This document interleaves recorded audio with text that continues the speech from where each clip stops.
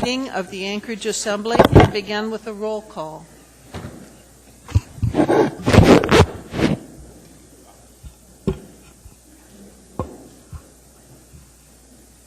Ms. Drummond is excused for the moment. She'll be here. Mr. Trainee is excused. He'll be here shortly as well. Mr. Honeman. Here. Ms. Gray Jackson. Honored to be here. Ms. Osiander. Here. Mr. Hall. Here. Mr. Starr. Here. Mr. Tromley. Here. Ms. Johnston is excused. Mr. Flynn. And Mr. Birch. Here. Madam Chair, we have a quorum. Very good. Mr. Hall, would you lead us in a pledge of allegiance, please? Love to. I pledge allegiance to the flag of the United States of America and to the republic for which it stands, one nation, under God, indivisible, with liberty and justice for all.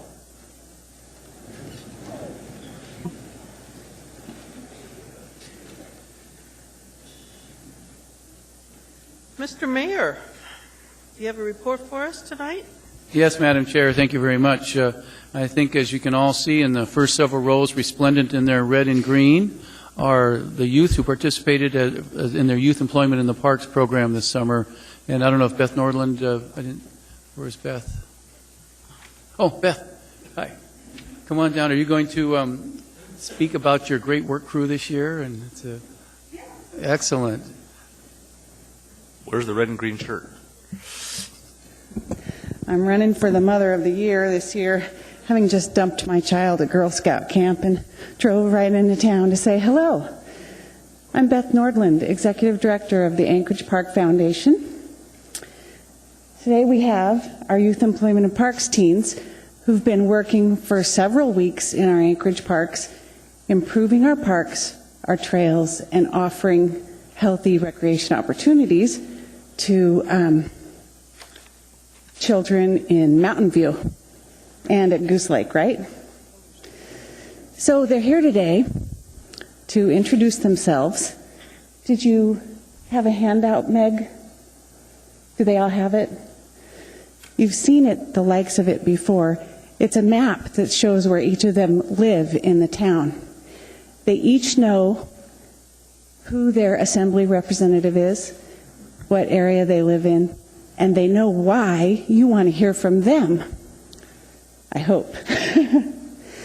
They know that you are their elected officials, you're interested in the quality of the program that they're offering, that you are helping fund their program, and that their parents vote for you, and that they go to schools that you care about. They understand the connectedness that they have to this program. All of their cell phones are turned off, and none of them are chewing gum. I didn't get a chance to prep them before we walked in. At that, I will introduce, are we going to have all of the teens speak, or just the children in the teens in the red shirts, the crew members? It was arranged before they would. All? Okay, but they'll each take less than 15 seconds saying what their favorite thing was about the summer so far. Ready? First row. Standing.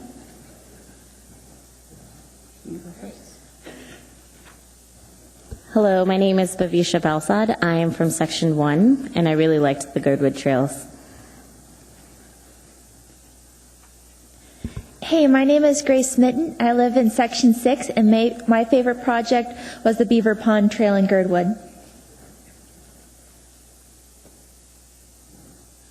My name is Brandon Marlowe. I live in Section 6, and my favorite project has been Kincaid Single Track. Hi, I'm Hunter Graham, and my favorite project was the Harbor Park.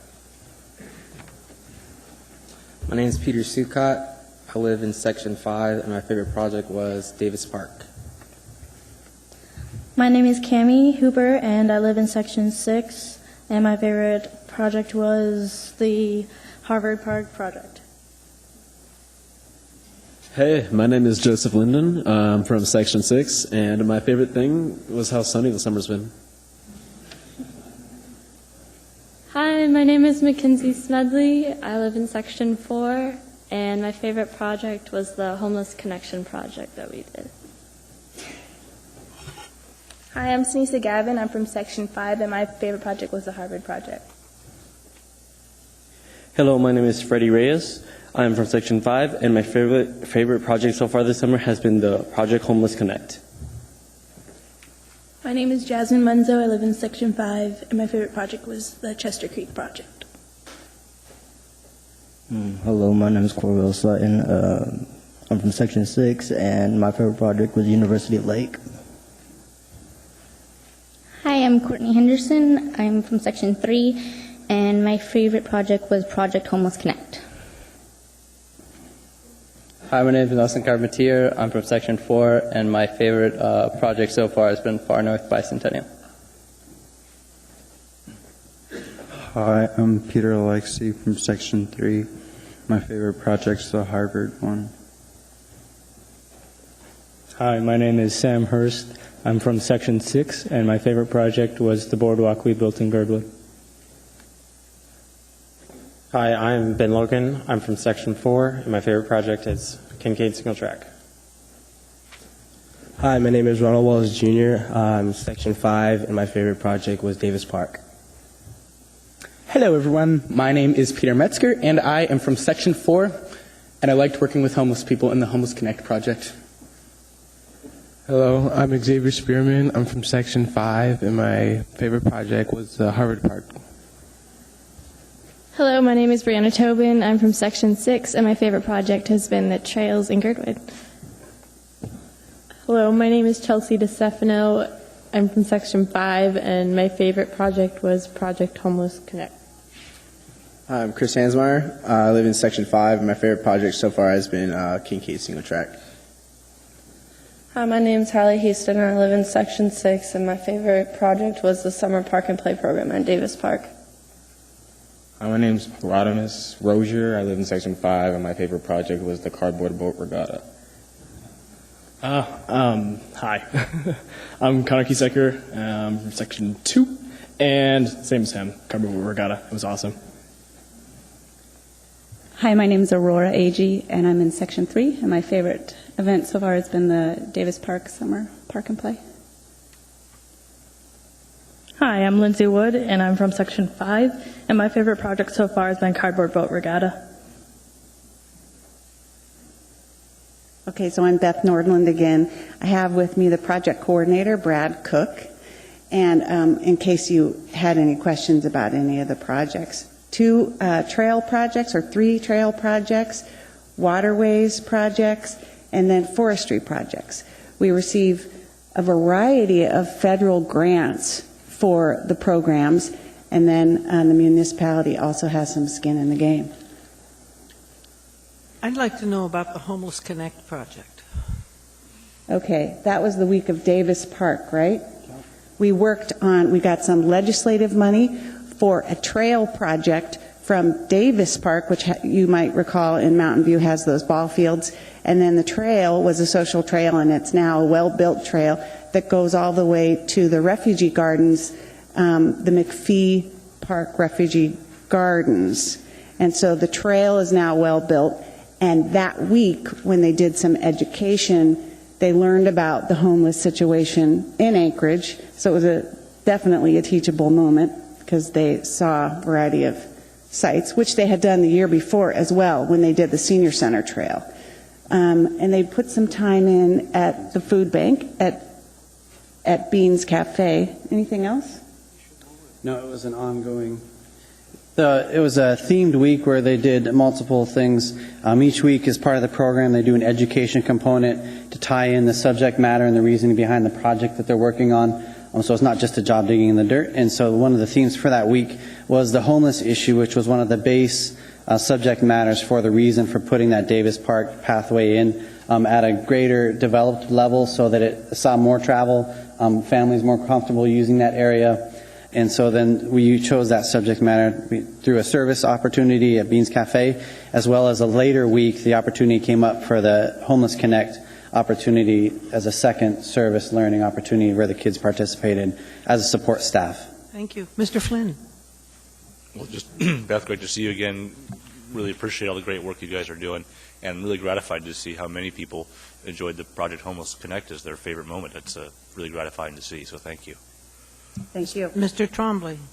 Yeah, I just want to say, for the people in the audience who don't have one of these, this is a very talented group of kids. We have Mariah, she wants to become a teacher for deaf kids, and Chris, whitewater kayaks. Ronald, this is very impressive. This guy can sing in 3 languages, German, Spanish, and Italian. Brianna plays the ukulele, piano, guitar, mandolin, and banjo. And last but not least, Connor is generally a pretty nice guy. That's all. I just wanted to point that out. Thank you. Thanks for that moment of fame. Ms. Gray Jackson. Thank you, Madam Chair. Beth, once again, I want to thank you and you also for all your hard work. And I want to thank every single one of you, youth in the audience, for working so hard, making our community a better place for all of us. Thank you so much. Thank you, Madam Chair. Just for the record, Ms. Drummond and Mr. Trainee have joined us. Mr. Honeman, you're next. Thank you, Madam Chair. And thank you again. How many people here in the group are either 18 or about to turn 18? Anybody in there? Have you registered to vote yet? Because I heard earlier that the parents might be voting, but you guys get a chance to vote too. So thank you for your participation in the parks. I know I got a chance to work with some of the park fix-ups, and it's been a tremendous summer. Most of the summer's been good for weather. I hope some of you got a chance to work on your tan while you're working on your muscle strength, and so I thank you for that. And I counted, I believe, 11. I'm not sure about Hunter. I didn't hear what section. Hunter, what section of town do you live in? Hunter? I'm sorry? 5? Good. Okay, so that means 12 out of 59 hail from Section 5, which I thought was a pretty good number. I know Section 6 had a lot of representation. I told you they count. So anyway, thank you guys and gals for your efforts and your work. Thank you. Ms. Drummond. Thank you, Madam Chair. And I just wanted to add my thanks. The parks are looking significantly better this year, and I'm sure in no small part due to the efforts of volunteers like you. So thank you very much.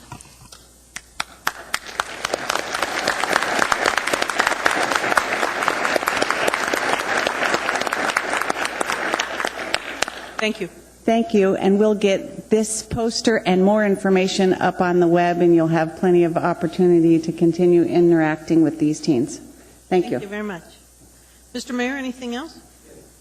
Thank you, Madam Chair. I too want to say thank you to Beth and her team and to all the youth that worked so hard for the city. It's great public service, and as Ms. Drummond said, our parks under the direction of John Rod and his team and his youth employees, they're just doing a great job. The city looks fantastic. 2 other things. Tomorrow there's 2 events going on that I'm sure is on your calendars, but would invite you to attend if you can. At 9 o'clock tomorrow morning is the Energy Task Force meeting. We will be getting a presentation by Dan Fauske of AHFC, who's also the lead on the in-state gas pipeline.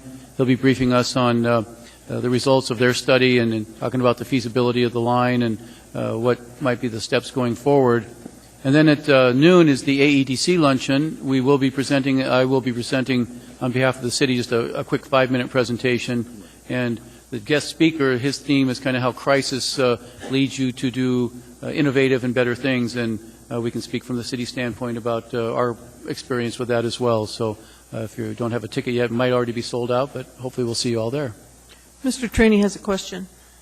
Mr. Mayor, just a question relative to the education summit you've got coming. Is the school district working on that? Are they actively involved in that process? Absolutely. As you know, Cheryl Frasca is the administration's lead on it, and she and Gretchen Guest, the president of the school board, have been meeting regularly, and it's a very collaborative effort, yes. Is Carol working on it? I'd like to get her benefit before she leaves us. Well, she's in the audience. You can ask her when she comes up and talks. I will, Mr. Mayor. I just wanted to check from you. Yeah. Thank you. Thank you, Mr. Thank you. Chair. Anything else, sir? Mr. Mayor, anything else? No. All right. I do have a couple of things to share. First off, in response to continuing emails, we are very closely tracking the Title 21 issues, and the mayor has now submitted, I guess it's comments or ideas or proposals to both legal and planning staff who are reviewing them, in going to consult with him about what he'd like to propose. We should see that proposal, he tells me, towards the latter part of August. As soon as it's available, I will make sure it's posted on the web for folks to see. Also want to announce that Thursday evening of this week, there is a town hall meeting in Eagle River at the Lions Club Park to unveil or discuss the citizen group's efforts that have been working on Chapter 10 for Title 21, which are land use regulations specific for Chugiak Eagle River. So if you're interested in the topic, you may want to drive out to that. It starts at 6 p.m., and the Lions Club Park is right off Eagle River Road, fairly close to Walmart in Eagle River. The other thing I want to announce is if you're here to speak on the sidewalk, keeping the sidewalk clear issue, that the mayor's requested that be referred to a public safety commission. We will still have a public hearing, though, so we'll be happy to hear you if you want to speak on that item, but there will not be a vote on that item this evening. That's all I have. Let's go down and do committee reports. Ms. Drummond, do you want to start? Thank you, Madam Chair. I don't have a committee report, but in the spirit of the parks business, I did participate in 2 park cleanups, one unofficial, the Campbell Creek Estuary a couple of weekends ago, which is proceeding amazingly well. The Great Land Trust is not quite ready to hand it all over to the municipality yet, although it's my understanding that the Muni now owns that 60 acres of beautiful land.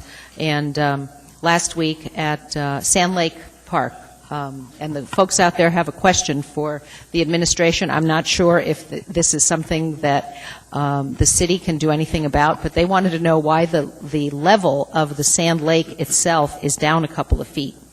There's been a bunch of complaints from folks in that area, and they don't know why, and they're just curious. We're well aware of that. In fact, there was an engineering study just completed that's being reviewed, and then once we've had a chance to digest that, there are some options going forward, including using dye in the water to find out if there is somehow a leak in the basin of the lake, and so we're keenly aware of it, and it's being worked. Great. Thank you, Mr. Mayor. I appreciate that. I know the folks in Sand Lake will appreciate knowing anything that you know. Thanks. Mr. Trainee? Nothing, ma'am. Mr. Honeman? Yes, thank you, Madam Chair. Of course, a year ago we had a special meeting of the Public Safety Committee.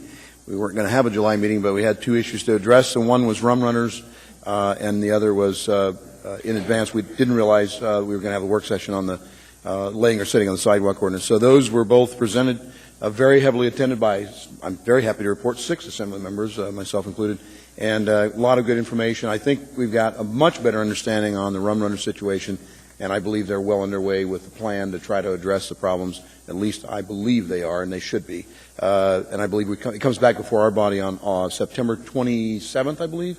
And before that, sometime in August, I suspect we'll have this rum runners folks scheduled back in before the Public Safety Committee to get an update as to where they're at, what proposals and what steps they've taken. Also, I did join Ms. Drummond, I know at Cope Street Park, and also this last week at Sand Lake Park, and 2 other parks, William B. Lyons and Little Dipper. So I got a chance to work in the parks, and I understand we've got one, I don't know if Beth's still here, we have one other park that was added late through a challenge grant, I believe, on Minnesota on August 20th. So if you've missed a chance to work in one of the parks to help out, I urge you strongly to do so. So thank you. I was just looking for your next committee meeting. I guess September 14th, is that it? I believe, Okay. or August 14th, I believe. August 14th? Whatever, let me look at the calendar, Madam Chair. 10th, August 10th, I August see 10th. it. Thank you, sir. Ms. Gray-Jackson? Thank you, Madam Chair. I don't have a committee report, but it is the 20th anniversary of the Americans with Disability Act, and a constituent of myself and Mr. Trainee, Ramona Schneider, is really a big-time advocate on this community following the rules and regulations, so much so that she was the reason why I asked, and it was held, a work session to educate the Assembly and others on the changes to the the plan, the 2010 changes to the ADA requirements. And I don't know if you've been to Costco lately, but Ms. Schneider is responsible for the handicap parking spots being the height that they're supposed to be. And yesterday I noticed that she's been even more active because at the Metro Mall they're beginning to put the handicap parking signs up at the height they're supposed to be. So thank you, Ms. Schneider. Thank you, Madam Chair. Thank you. Mr. Hall? Not at this time. Mr. Starr? No report. Mr. Trombley? No, ma'am. Mr. Flynn? Thank you, Madam Chair. I'd like to briefly thank Ms. Amanda Moser from the Clerk's Office and Ms. Julia Tucker. We had another downtown establishment that decided serving breakfast at 2:30 or 3 o'clock in the morning when their alcohol service stopped was a good idea. I was contacted by some adjacent business owners who were nonplussed with the results of that experiment. And in reviewing the conditional use permit, they weren't permitted to serve food at that hour, so they've been instructed as such by Ms. Moser, and I wouldn't be surprised if we saw some sort of modification to their conditional use permit before us in the next couple of months. I'll keep you in the loop. Thank you.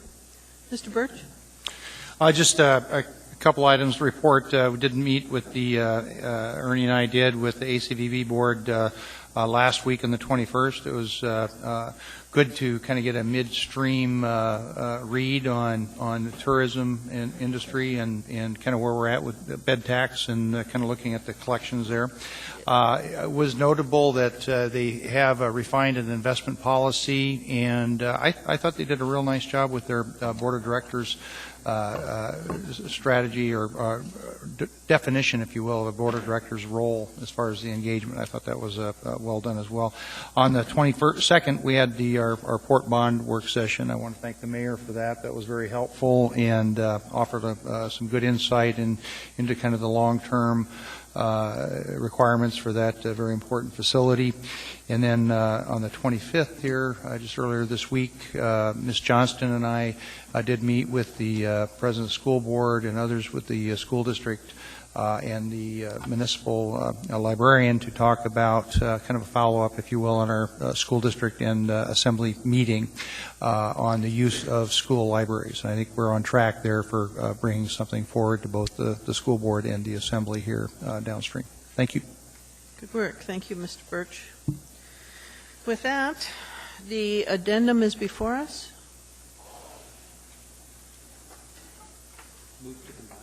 Move to incorporate. Excuse me. Thank you. Is there objection to incorporation? Seeing none, the addendum is incorporated. I'll read the items listed on it. 9A2 will be AR 198. This is a resolution recognizing and honoring Sergeant Ted Smith for 29 years of service to the Anchorage Police Department. Under 9A3 is AR 199. This is a resolution recognizing and honoring Timothy Middleton for his years of service with the Administrative Hearing Office. In the C section of our agenda, 9C1, there's a bid award which is AM 422. It's a recommendation of award to Yukon Electric Incorporated to provide electrical day labor services to the Municipality of Anchorage Public Works Department, Maintenance and Operations Division and Traffic Division for $2 million. Under 9D17, we will have AM 421. This is a confirmation of an executive appointment, Cecilia Lacara, Administrative Hearing Officer. And under the items for introduction, there's a 9F2. This is AR 192. This is a resolution providing for a revision in the Anchorage School District budget for FY 2011-2012. And that's set for public hearing on August 16th and is accompanied by Memorandum 401. All right, the combined consent agenda is before us.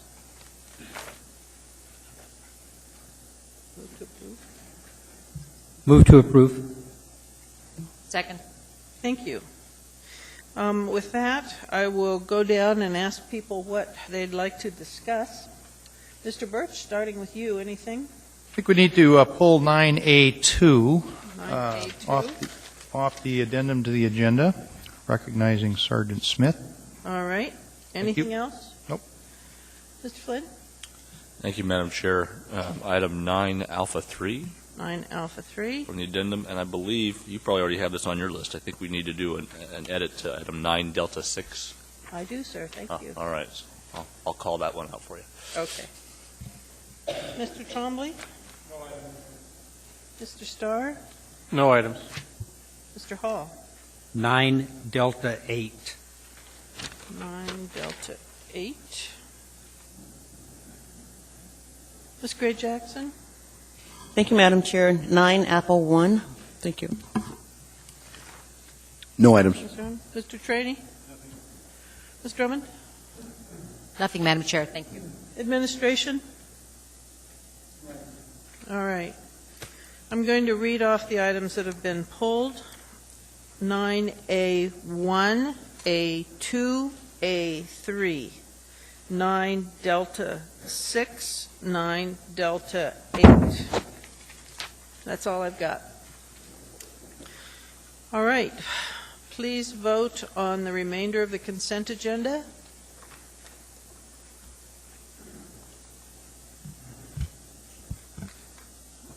And that passes by 10-0. Let's see, I'm trying to look if we had any appointments. We did, Madam Chair. If there's anyone here who has just been appointed to a board or commission, we'd very much like to meet you. Could you come forward to the mic and introduce yourself?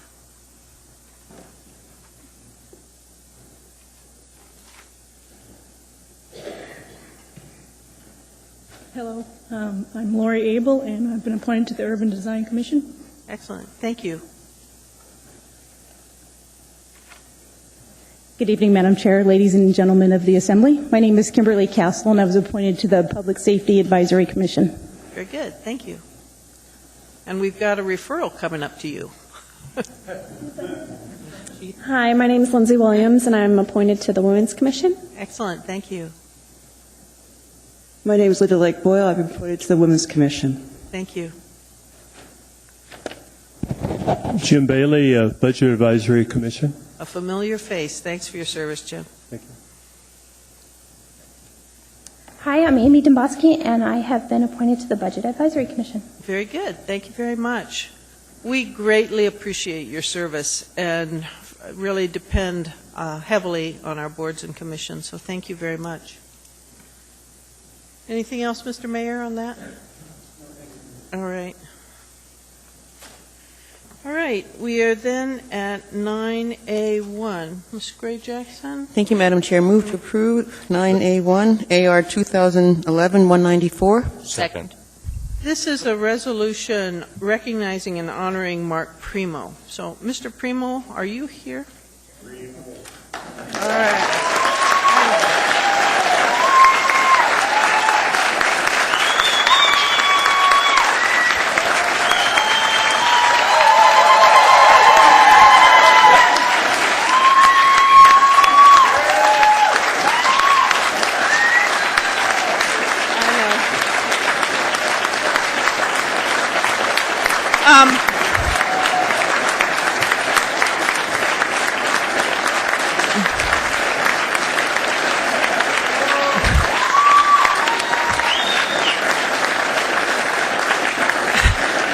You know, I forgot to ask if anybody objected to this. It appears they do not. No, but I object to him leaving, Madam Chair. Let's deal with that. I'll join you on Second.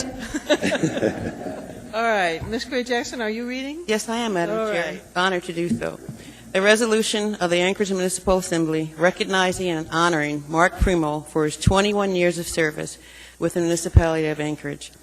Whereas Mark Primo joined the Anchorage Water and Wastewater Utility in 1989 as manager of the Engineering and Planning Division after 5 years with the Washington Department of Ecology and 10 years in private practice in Alaska, Mark became AWWU's general manager in 1991.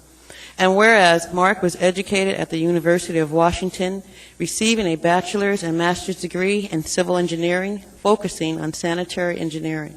And whereas AWW is the largest water and wastewater utility in Alaska, serving Anchorage, Chugach Eagle River, Peters Creek, Eklutna, and Girdwood.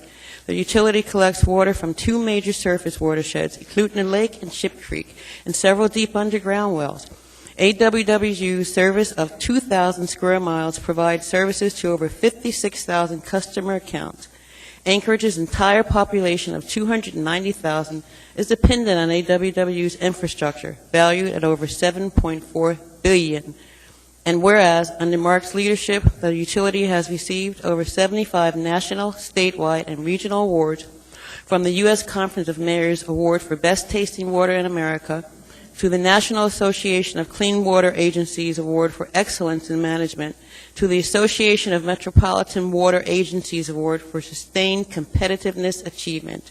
And whereas Mark has led AWW through the administrations of 6 different Anchorage mayors, through lean times as well as flush, no pun intended, and has garnered respect from employees, colleagues, and the many public officials he has worked with all along the way.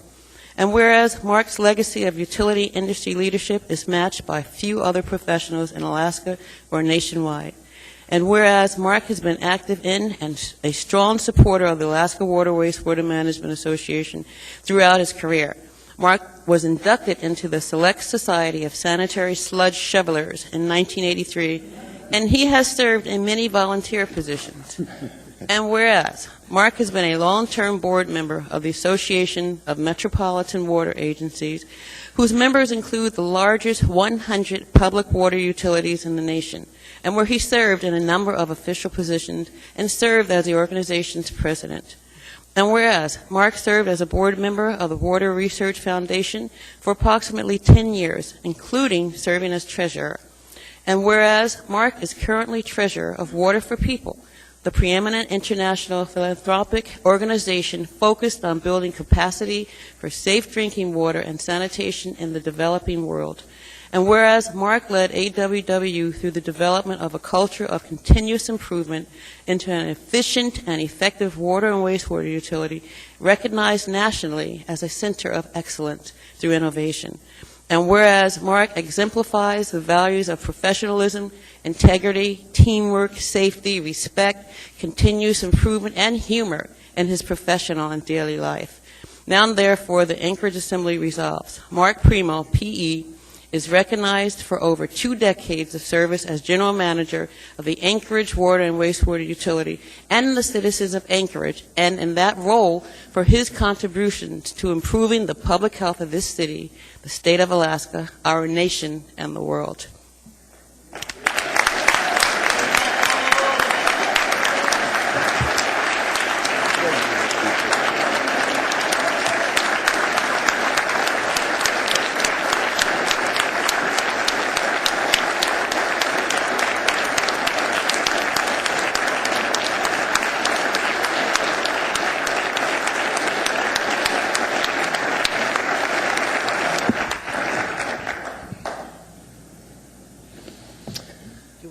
Want to say anything, Mark? We have a bunch we'd like to... I was prepared until that.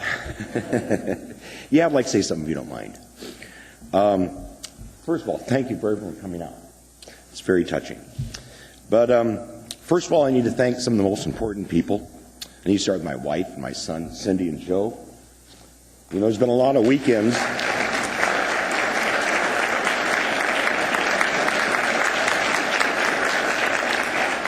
There's a lot of weekends and nights where I wasn't home, and they did more than their fair share around the house, taking care of things. And but probably more importantly, there was a number of days when I came home with an attitude, so to speak, from the day at the office. And by the next morning, I was calm and collected because of the wisdom of my wife. So I really appreciate her for that. I'd also like to thank the Assembly. As you know, our vision is excellence through innovation, and you've afforded us the opportunity. Well, most of the time you've afforded us the opportunity to get there. And we try very hard to get there. And appreciate your support that you've given us over the years, to myself, all the members of the utility, both past and present. They will continue to strive to get there. We've talked about that over the last couple of weeks as I go around the utility. I think you can still count on their dedication to public health. I'd also like to thank the manager, Mr. Vikalis. We've had 2 tours of duty together. They've both been enjoyable. George and I have become very good friends over it.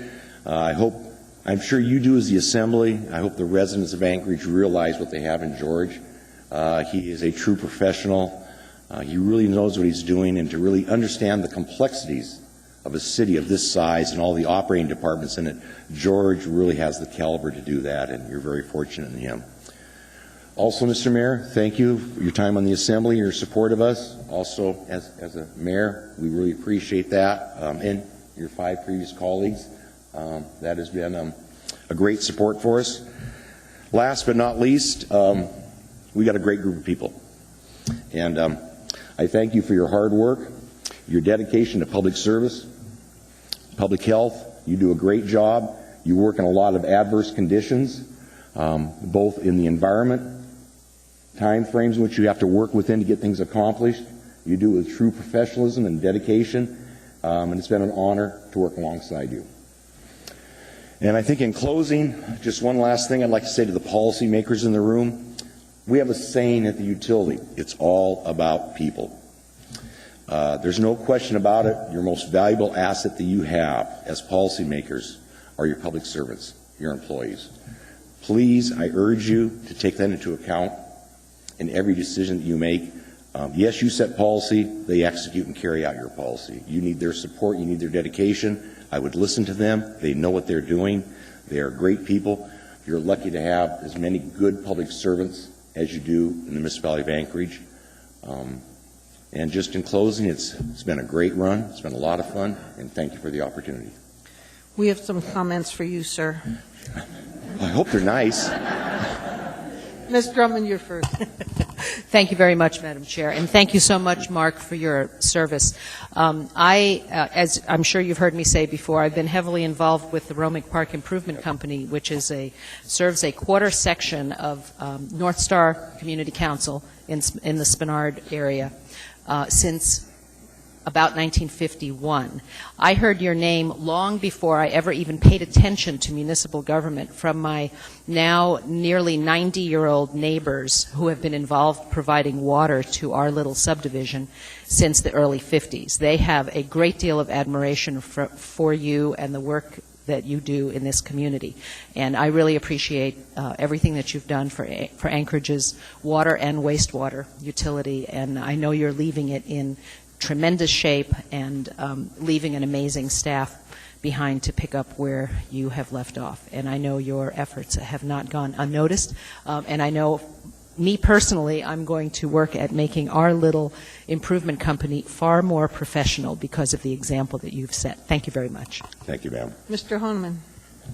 Mr. Primo, thanks again for your service to the community. And you hit on something that it's been a kind of a mantra of mine since I've stepped into public service, and that is, we oftentimes overlook the fact that we rely on people to provide our product and our service. I mean, think about it. We don't live in the Tules where we have to cut our own firewood. Most of us don't anyway, or haul our own water anymore like it was in the days past with my grandparents and great-grandparents. But we rely on career employees, at least we hope so, that have that institutional knowledge and memory, which of course you carry with you in your years of service, and as you leave, you carry that out the door. And I hope that you're still around to help kind of mentor and keep the wobbly legs moving forward, as I know they will when you go. One of the things that struck me many years back, I heard someone testify before this body when there were times were lean and tough, and things were flushing. And so I heard someone from your utility, and I'm not sure it was you, but there was a gentleman that came up and said, so oftentimes you hear people tend to want government to run like a business. And I think that person from the utility, I'm not sure it was you, but someone said, you really don't, because business wants to get the most money for its product or service.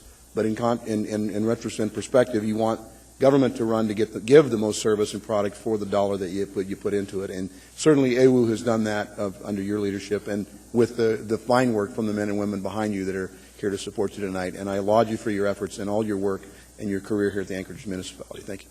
Thank you, sir. Mr. Trainee. Mark, we've known each other for a long time, and thank you very much, because every time I had a question, you had an answer, and the answers were accurate. And that's really hard for us as policymakers to count 100% on the answers we're being given. But from you, there was never a question. Thank you very much. And I remember when we brought the water line down Tudor Road and tried to hook it up to the hillside, and that whole long debate we had over where the water line should go. But you've given us reliable water coming out of Ekluna. Thank you very much. Appreciate it, sir. You're welcome. Thank you, Dick. Ms. Gray Jackson. Thank you, Madam Chair. Well, Mark, I've known you for a long time also, and your resolution said it all. There's really nothing more I could say. But no, one thing. I mean, I don't care how nice and wonderful a person is. There's always somebody out there that doesn't like you. But I swear, I have never, in the 28 years I've been around, actually almost 30, I've never run into not one person who did not like Mark Primo. And it's just amazing.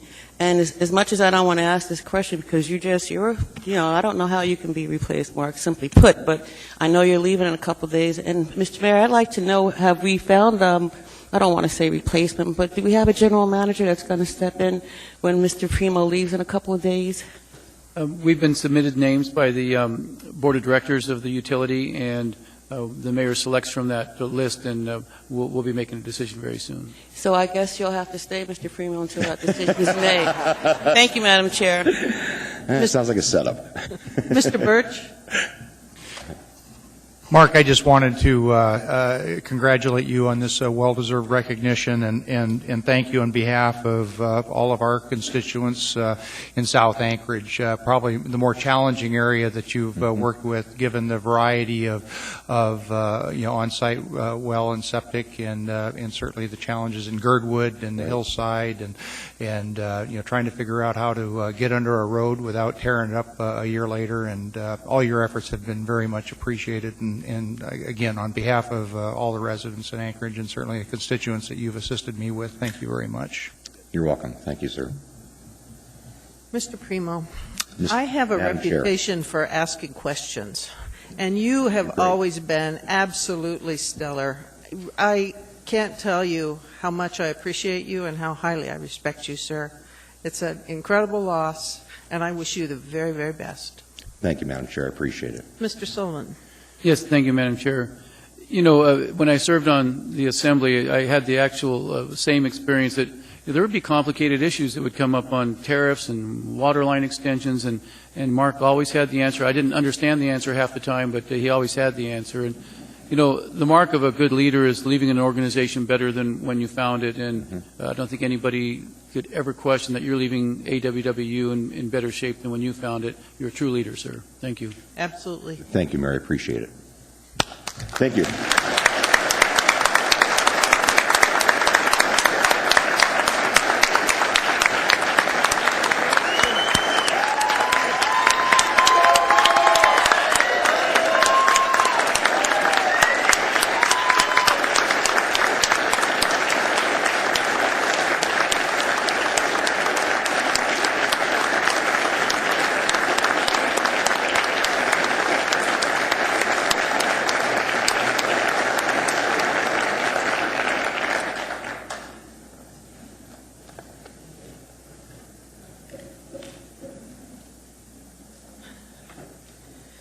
With that, we are at 9A2 on our agenda. This is Resolution 198.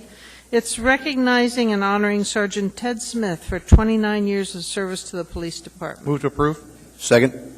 Is there any objection to approval? Seeing none, that's adopted unanimously.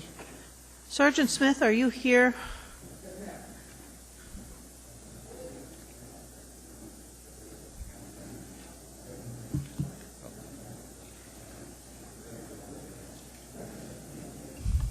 Mr. Birch, you reading?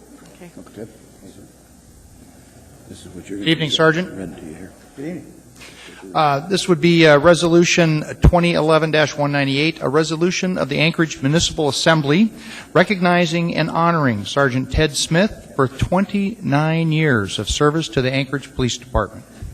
Whereas Sergeant Ted Smith was hired by the Anchorage Police Department in 1982, and he quickly earned a reputation as an excellent firearms instructor. And whereas, prior to Sergeant Smith becoming involved with the firearms program, the APD taught officers how to shoot using the outdated technique of aiming at targets on a square and safe range. And whereas Sergeant Smith pioneered a revolution in thinking about firearms by teaching officers to fight with weapon systems in a 360-degree, more realistic, dynamic environment. And whereas Sergeant Smith helped APD officers gain confidence in using firearms correctly and thus increased their chances of prevailing if they were forced to use deadly force. And whereas it is impossible to measure how many lives may have been saved because of his revolutionary teaching techniques, but it is safe to say that many officers and suspects benefited from his expertise. And whereas Sergeant Smith was generous with his talents, sharing that knowledge with other law enforcement agencies throughout the state, as well as military units preparing for combat and the Citizens Academy. And whereas Sergeant Smith advanced APD's training many years and laid a firm foundation for the future generations of officers. And whereas Sergeant Smith could stand for hours in his shirt sleeves in sub-zero weather and make officers perform even while they were numb, tired, hungry, and otherwise miserable, while actually appearing to enjoy it. And whereas Sergeant Smith was an asset to the Anchorage Police Department and will be sorely missed, now therefore the Anchorage Municipal Assembly resolves that Sergeant Ted Smith is hereby thanked and congratulated for his 29 years of exemplary service to the Anchorage Police Department and the citizens of Anchorage, passed and approved by the Assembly this day.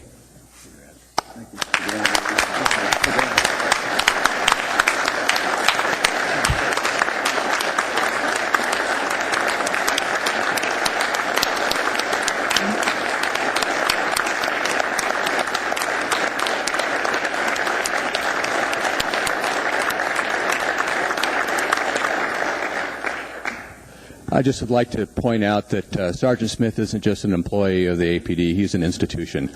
And his fame has gone all over the state. We owe him a great debt of gratitude. And I can tell you from personal experience, from being on the SWAT team, how things improved after Ted brought his new ideas. And I can tell you that we faced some pretty dicey operations shortly after Ted started teaching us, and we prevailed on those. I don't think we would have done it if we hadn't had incorporated what the kind of training Ted brought to us. And so personally, as well as from your brothers at the Anchorage Police Department, I can't say enough how much we appreciate everything you've done for us. And congratulations, Ted. I wish you the best in all the many things that you apparently have on the burner here. Thanks, sir. Would you like to make any comments? Then we have a few. Yes, ma'am. All right. First of all, Mr. Birch, I did enjoy it. Even the cold. I am 58 and worked here 29 years. You can do the math. I am honored to have spent that time, half of my life, serving the city, the department, and above all, serving the officers that worked with me or for me as a sergeant with the police department. They were all exemplary people, and I had a great time. I really did. I have to thank my wife, Barb, who's in the back of the room, for putting up with me for this long, particularly at this job. And I might point out that Mr. Vacalis and I actually go back longer than this. I've had him in my helicopter when I was active duty in the Army, as he was active duty in the Army. We've flown together many times. So my poor wife suffered from me being an Army infantry officer to an Army helicopter pilot to an Anchorage police officer. So I thank you for your patience and your time. I love you. So thank you for the opportunity. Mr. Training? Thank you, Ted. We go back a ways. Yes, sir. We do. I remember doing this semi-auto transition class you put on the first time I was on the assembly. And there seeing 3 days of using my 10mm Glock. Thank you for putting up with me. It was good. I remember we had another cityman going through there using his .45. Remember? I do. We had some fun times. We did. Well, thank you so much for your service to the public. You're welcome. It's been great working with you. And you, sir. Thank you. Mr. Honeman? Yes, first of all, I just want to thank you, Ted, for your many years, your mentorship, and your ability to teach and keep us all safe, actually a better community, safer community because of your efforts. And I can tell you and testify that one of those sections in the resolution about being cold and miserable, my academy started in November, right around Thanksgiving. It was like 15, 20 below zero, and we were out at the military range at the time and with these metal parts and no gloves and continually, repetitively out there, and Ted just grinning and ear to ear, and every day was a range day, had to be a miserable day. And that was week 1, by the way, in the academy. Week 2, ironically, was first aid, CPR, and how to save people's lives. So first you learn how to shoot someone, potentially they might die, and then the second week you had to learn how to respond to that gunshot wound. And guess who the instructors were? But none other than Ted Smith, his brother Steve, and I believe Don Mann. So these are guys are not only do they know how to use and take appropriate force when necessarily, but know how to save your life if necessary as well. An Army captain and also pilot, as you've testified. Just an all-around super nice guy. Couldn't have worked with someone better, and I really appreciate it. And also all your work with the Citizen Police Academy. We weren't supposed to have firearms on the range, and it wasn't, but for your tenacity and able to get this in there in the range, and I think it's probably the most popular section of the course, so I appreciate all your efforts, and thank you. You're welcome, sir. Ms. Gray-Jackson. Thank you, Madam Chair. Ted, in 10 words, thank you for your service to the people of Anchorage. Enjoy your retirement. Thank you, Madam Chair. We all echo that, sir. Thank you very much, and have a great retirement. You're welcome. Thank you very much.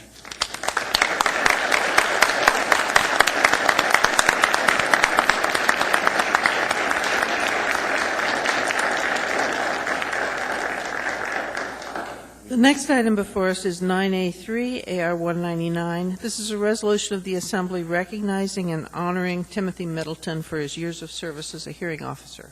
Move to approve. Second. Is there any objection? Seeing none, that's approved unanimously. And I see him, so I know he's here. Thank you.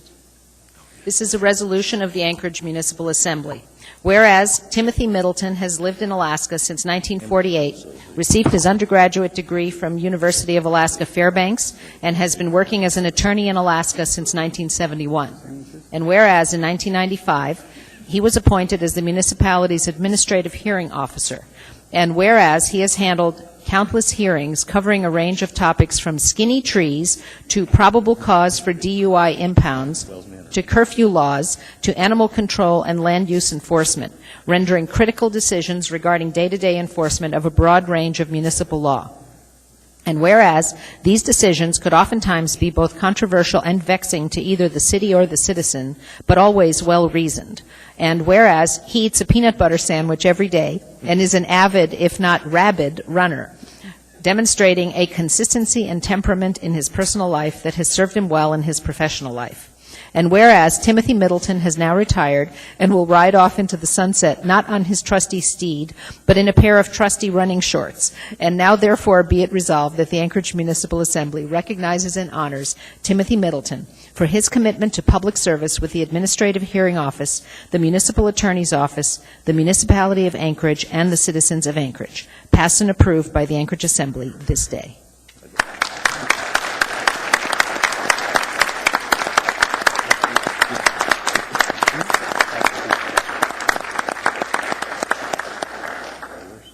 Well, first of all, I want to thank the Assembly for the support I've had over the last 16 years.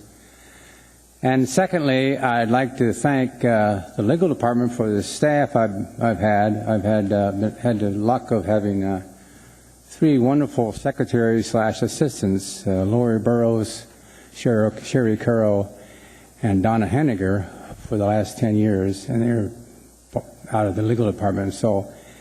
And also, I acknowledge and thank the legal department for the general support.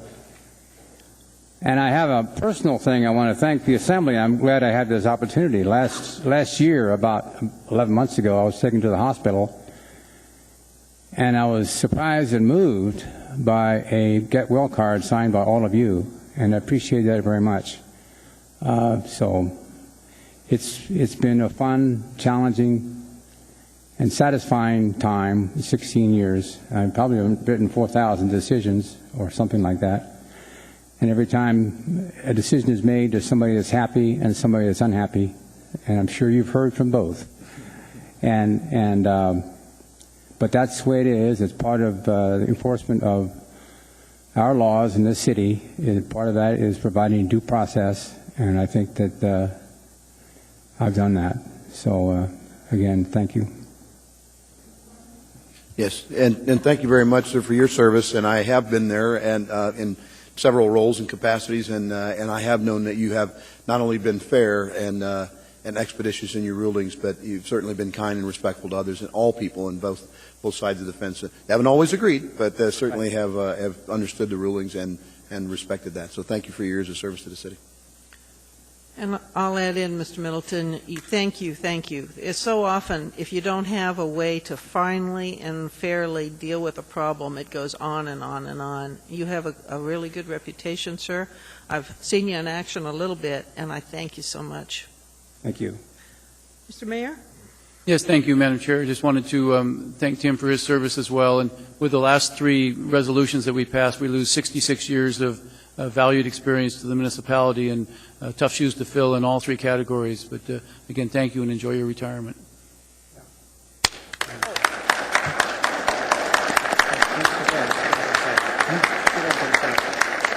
I apologize.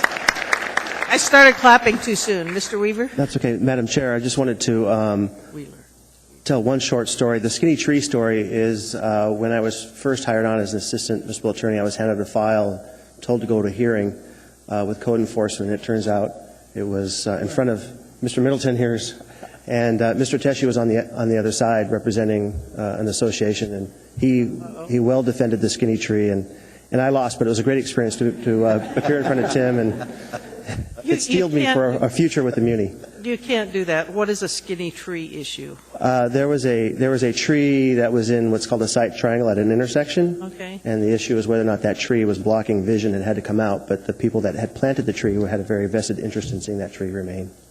Did you and rule it made for the news. It was very exciting. Did you rule for the tree? He saved the tree, yes, he did. Saved the tree. And I also would like to thank Tim for sticking around a little bit longer these past few weeks to train up our new hearing officer who you've confirmed tonight, and she is actually in the audience. Cecilia, if you could stand up and wave. So we're looking forward to working with her, and we really appreciate Tim sticking around to help us get her ready. Thank you. Thank you very much.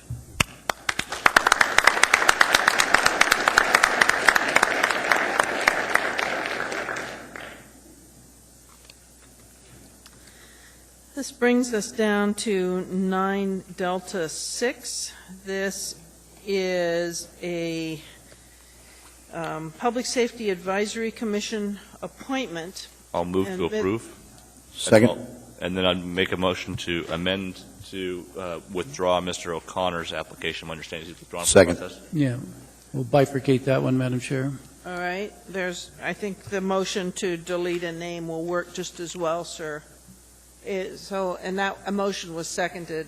Is there opposition to deleting a name and Mr. O'Connor's name? Seeing no opposition, the motion is amended.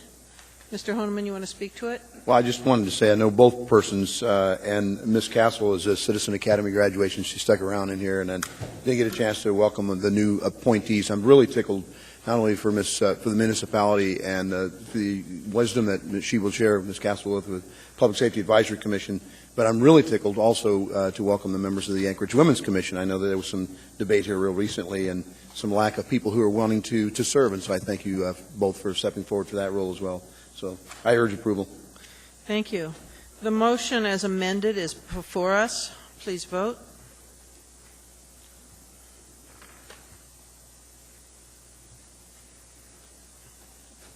And that, ready? It's not displaying, but it is on my screen. There we go. By 10-0. All right. The next item before us is 9 Delta 8, AM 43, Sullivan's Steakhouse, number 3412, restaurant designation permit for a beverage dispensary liquor license. Move to approve. Second. Mr. Hall? I have an amendment on this document. It is on line, it's actually on page 57 of our document, line 28, to delete Players House of Rock and insert Sullivan's Steakhouse. Second. Is there objection to that? I'm sorry, Mr. Flynn, did you? All right. It appears to be there's no objection to that, so that amendment is incorporated. The main motion as amended is before us. Is there any additional discussion? Hearing and seeing none, please vote on the main motion as amended.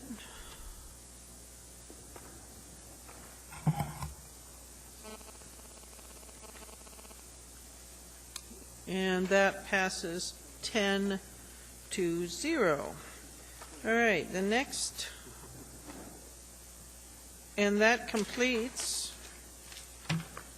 the consent agenda. Very good.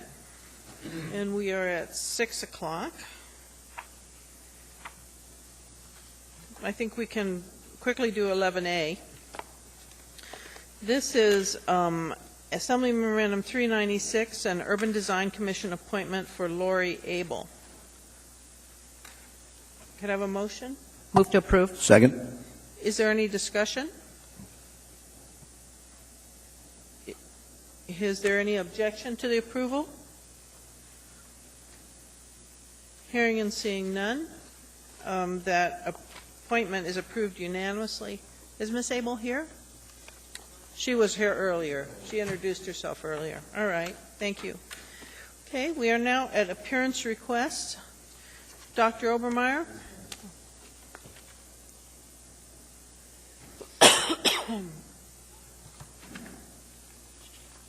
Good evening. I always have a pass-up. And our clerk can handle that for you, ma'am.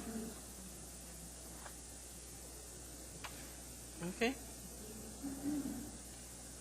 Ms. Osiander, Teresa Obermeyer, I wanted to start by quoting you. You just spoke to Mr. Middleton. If you don't resolve a problem, it goes on and on and on. And ladies and gentlemen, that is what we have with our Permanent Fund Board. I really did contact all of you today, and I left a binder at the mayor's office. I left one at Ms. Tucker's office and Mr. Wheeler's office. But of course, anyone who wants to can download all the documents. These are all public issues, and we all know that we own our permanent fund. But I've known for many years that for 20 years Norway has had their own permanent fund from oil development. Ours has been going on for over 35 years, and I think ours, and I just checked it today, now today, ladies and gentlemen, ours is at $41 billion. And I think this is a really important milestone for our permanent fund, because it's never been up to $40 billion that I've been aware of. Since I've been studying it, it's been at about 30 to 35 billion. I do believe a lot of people are starting to notice that Norway has a permanent fund that's started so much more recently that is at $570 billion.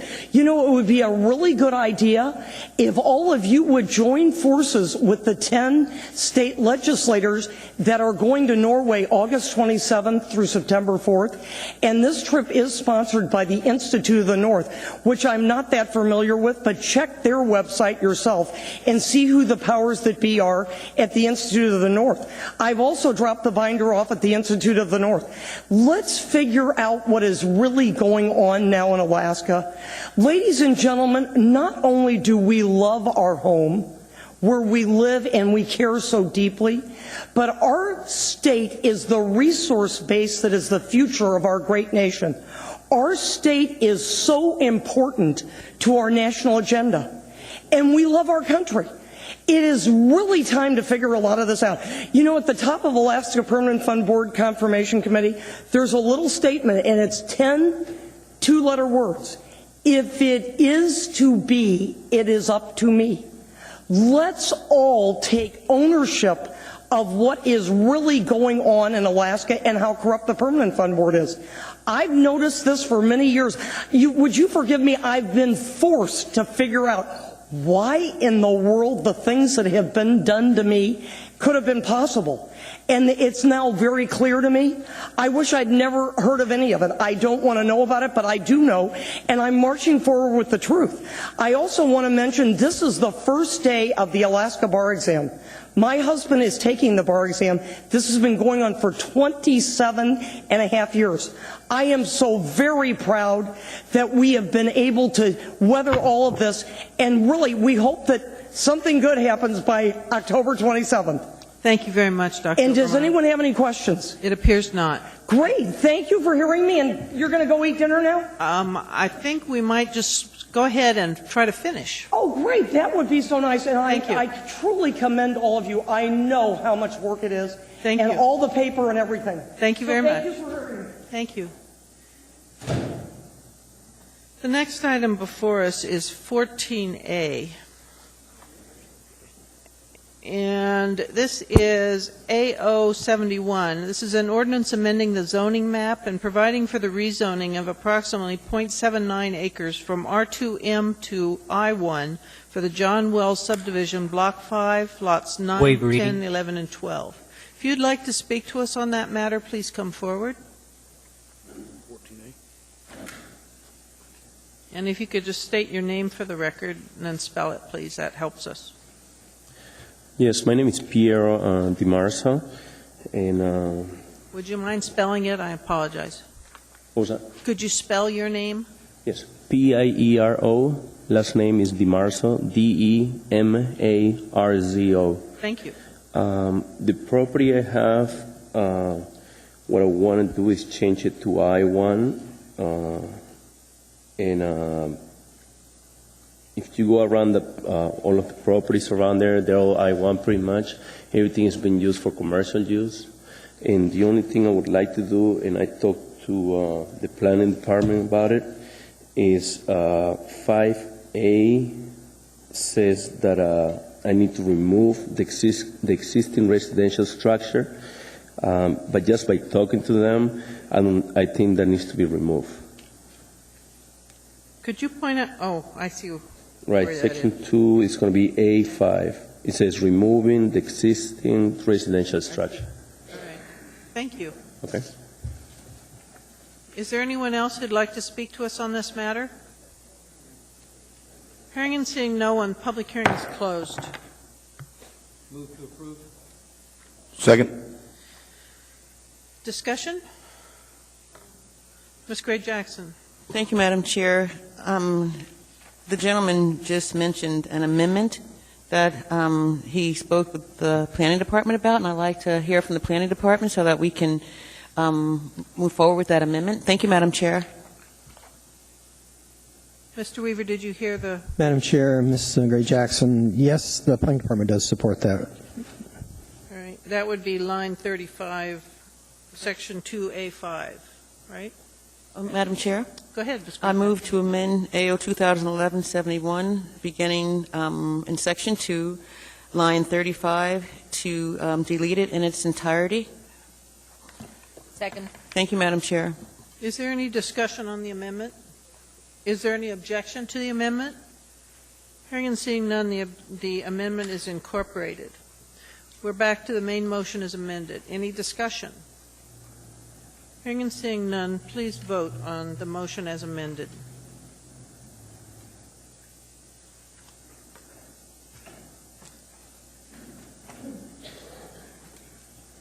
Congratulations, sir. We've approved your rezone, 10-0. The next item before us is AO 80. This is an ordinance amending Anchorage Municipal Code Title 8 to add new offenses for sitting or lying on sidewalks in the Downtown Improvement District and for pedestrian interference, amending Section 8.75.170. Waive reading. As I mentioned before, there will not be a vote on this item tonight, but you're free to testify. The request has been made to refer this to the Public Safety Commission.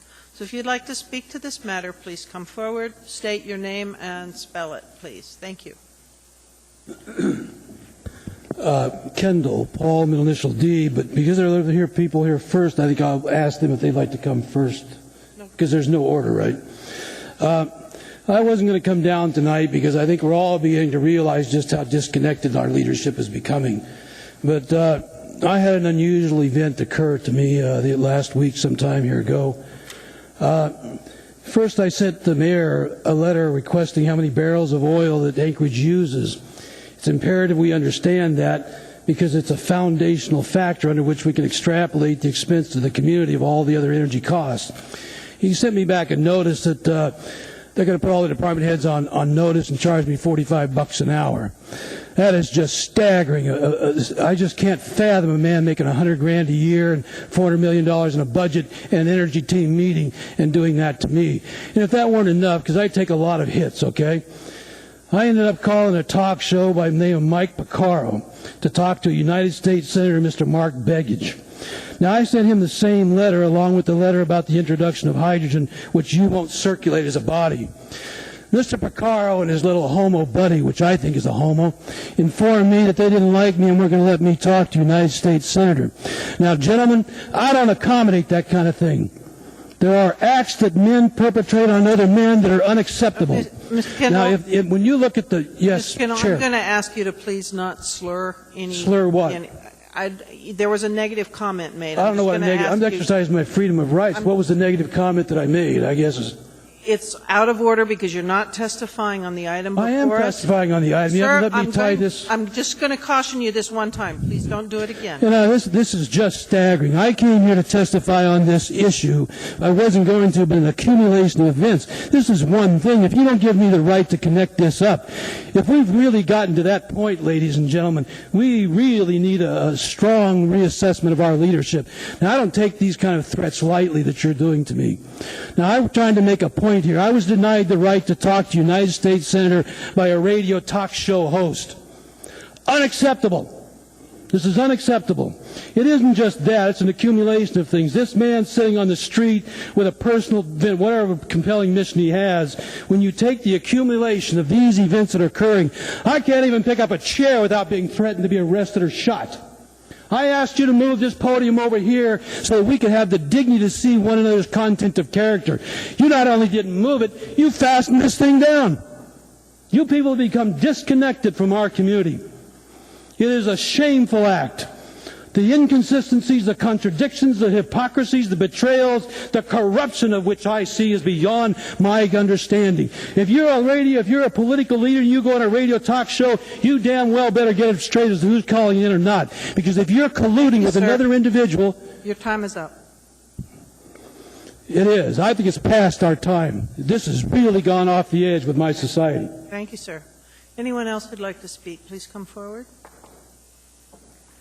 Hello, I'm Christine Reichman, C-H-R-I-S-T-I-N-E, R-E-I-C-H-M-A-N. I'm here to talk about 14B. This new idea that we would need official permission to sit on a city sidewalk to make a statement goes against the freedoms that our country has been proud of for a long time. I hope that you will not even consider changing it for that. Thank you. Thank you. Anyone else who'd like to speak, please come forward.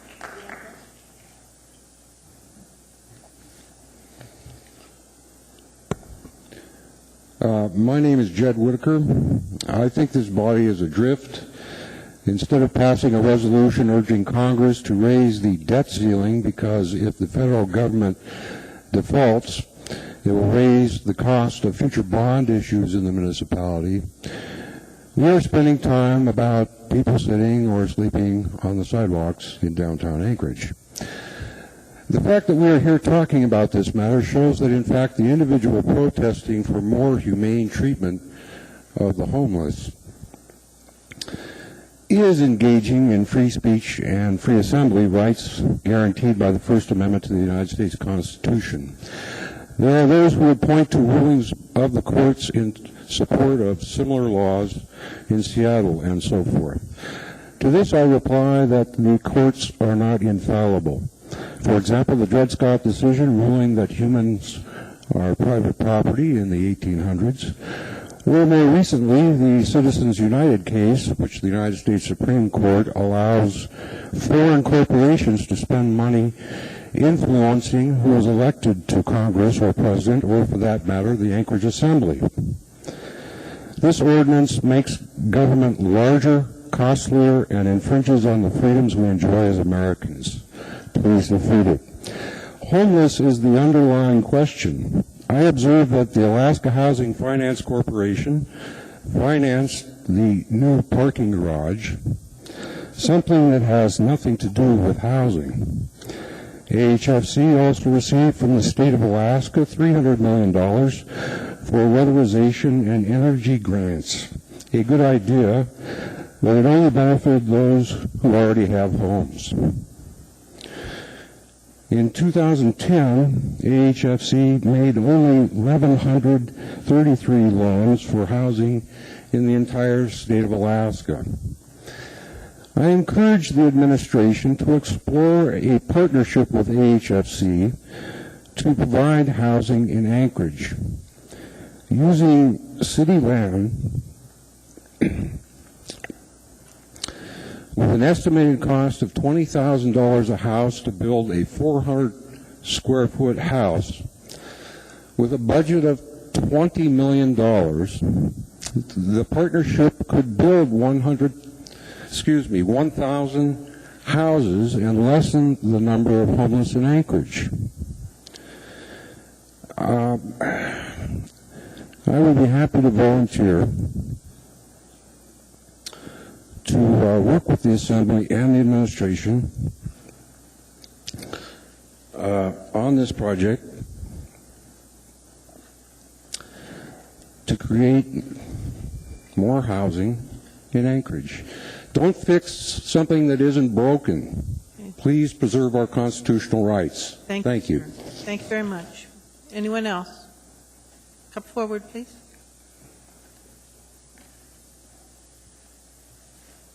Hello. My name is Barnabas Yeshua. I'm a minister.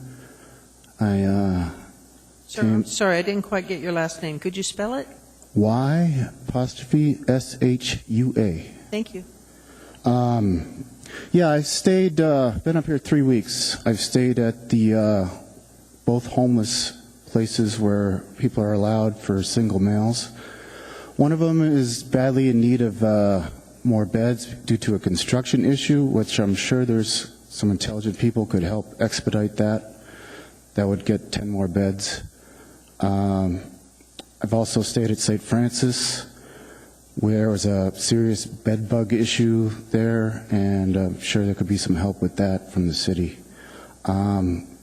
I've also talked to John Martin, and he seems to be a reasonable fellow.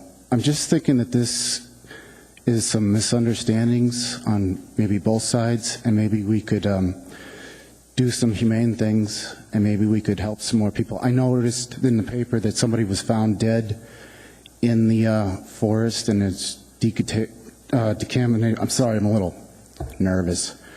Decaying body was not even able to be identified, and winter's coming up, and I'm very concerned that if we don't really put some effort into this issue, we may have more people's blood on our hands. And that's all I have to say. Thank you. Ms. Drummond has a question for you. Sir, could you come back? Ms. Drummond wants to ask you a question. Thank you, sir. Actually, the question is for the administration in reference to what you just said, but you might be interested in the answer. I'm curious to know, Madam Chair, if we know when the remodeled Carluck Inn is going to open. I know that's a Yeah, I know their goal was agency project. I know their goal was by October, but I haven't had a status report lately to know if that's on track or not. Okay, thank you. Thank you, sir. I guess it wasn't for you. Okay. Thank you. Anyone else?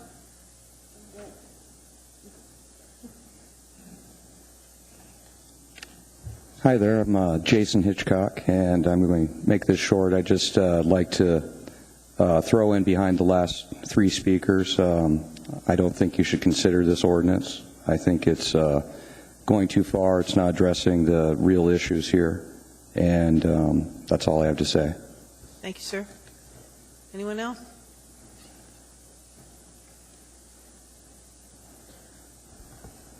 Hi, my name is Ailina Salcedo. It's I-L-I-N-A. Last name is S-A-U-C-E-D-O. Thank you.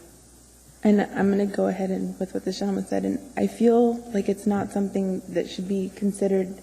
I mean, not being able to sit or stand or lay on a public sidewalk. I get the laying part, but I feel like this is brought up because one man is trying to stand up for an issue that's very present within Anchorage in our community.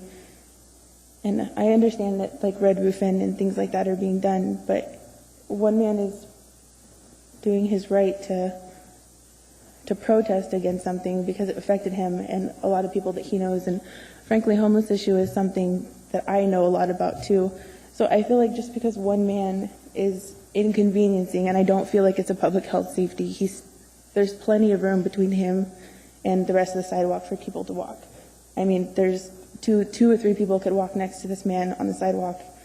And I just feel like just because one man is inconveniencing somebody because it's really, that's what I feel it is. I feel like it's just an inconvenience and it's like an eyesore for some people, especially for the tourists. Like, I get how that's not something that you want tourists to see because you want them to come back, because that's, a lot of us. But I mean, I live and work downtown, and it's an area I spend a lot of my time in.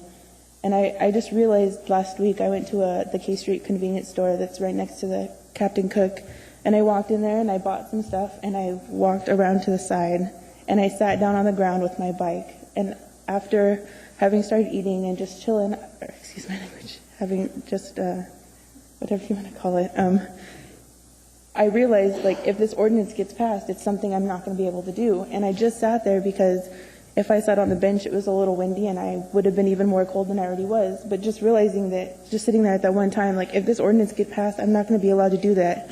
And it was like a whole 10 minutes. I wasn't doing it as a standoff or a protest. It was just something I was doing. And I don't think that is fair for us not to be able to do something, because it's not a public safety issue. Sorry, again, I'm nervous, and I just feel like it's not something that should be considered. Thank you. No, you did a great job. Hold on, though, just a second. Mr. Mayor? Yes, thank you. Thank you for coming down and testifying. I appreciate that. Just want to assure you that the interpretation of the law, our police department is very skilled at this. And if you were sitting eating a sandwich, I don't think that in their good judgment that they would apply this particularly to you. It would be for those who are literally camping out on the sidewalk. So I've heard other people make comments that I couldn't sit down and have lunch or whatever. That's not the case. Thank you, sir, and I understand that. I mean, I guess now I understand that, but then you're saying that you want to make it a law, and that would be making an exception to the law for certain people, just because we don't seem to be presenting a public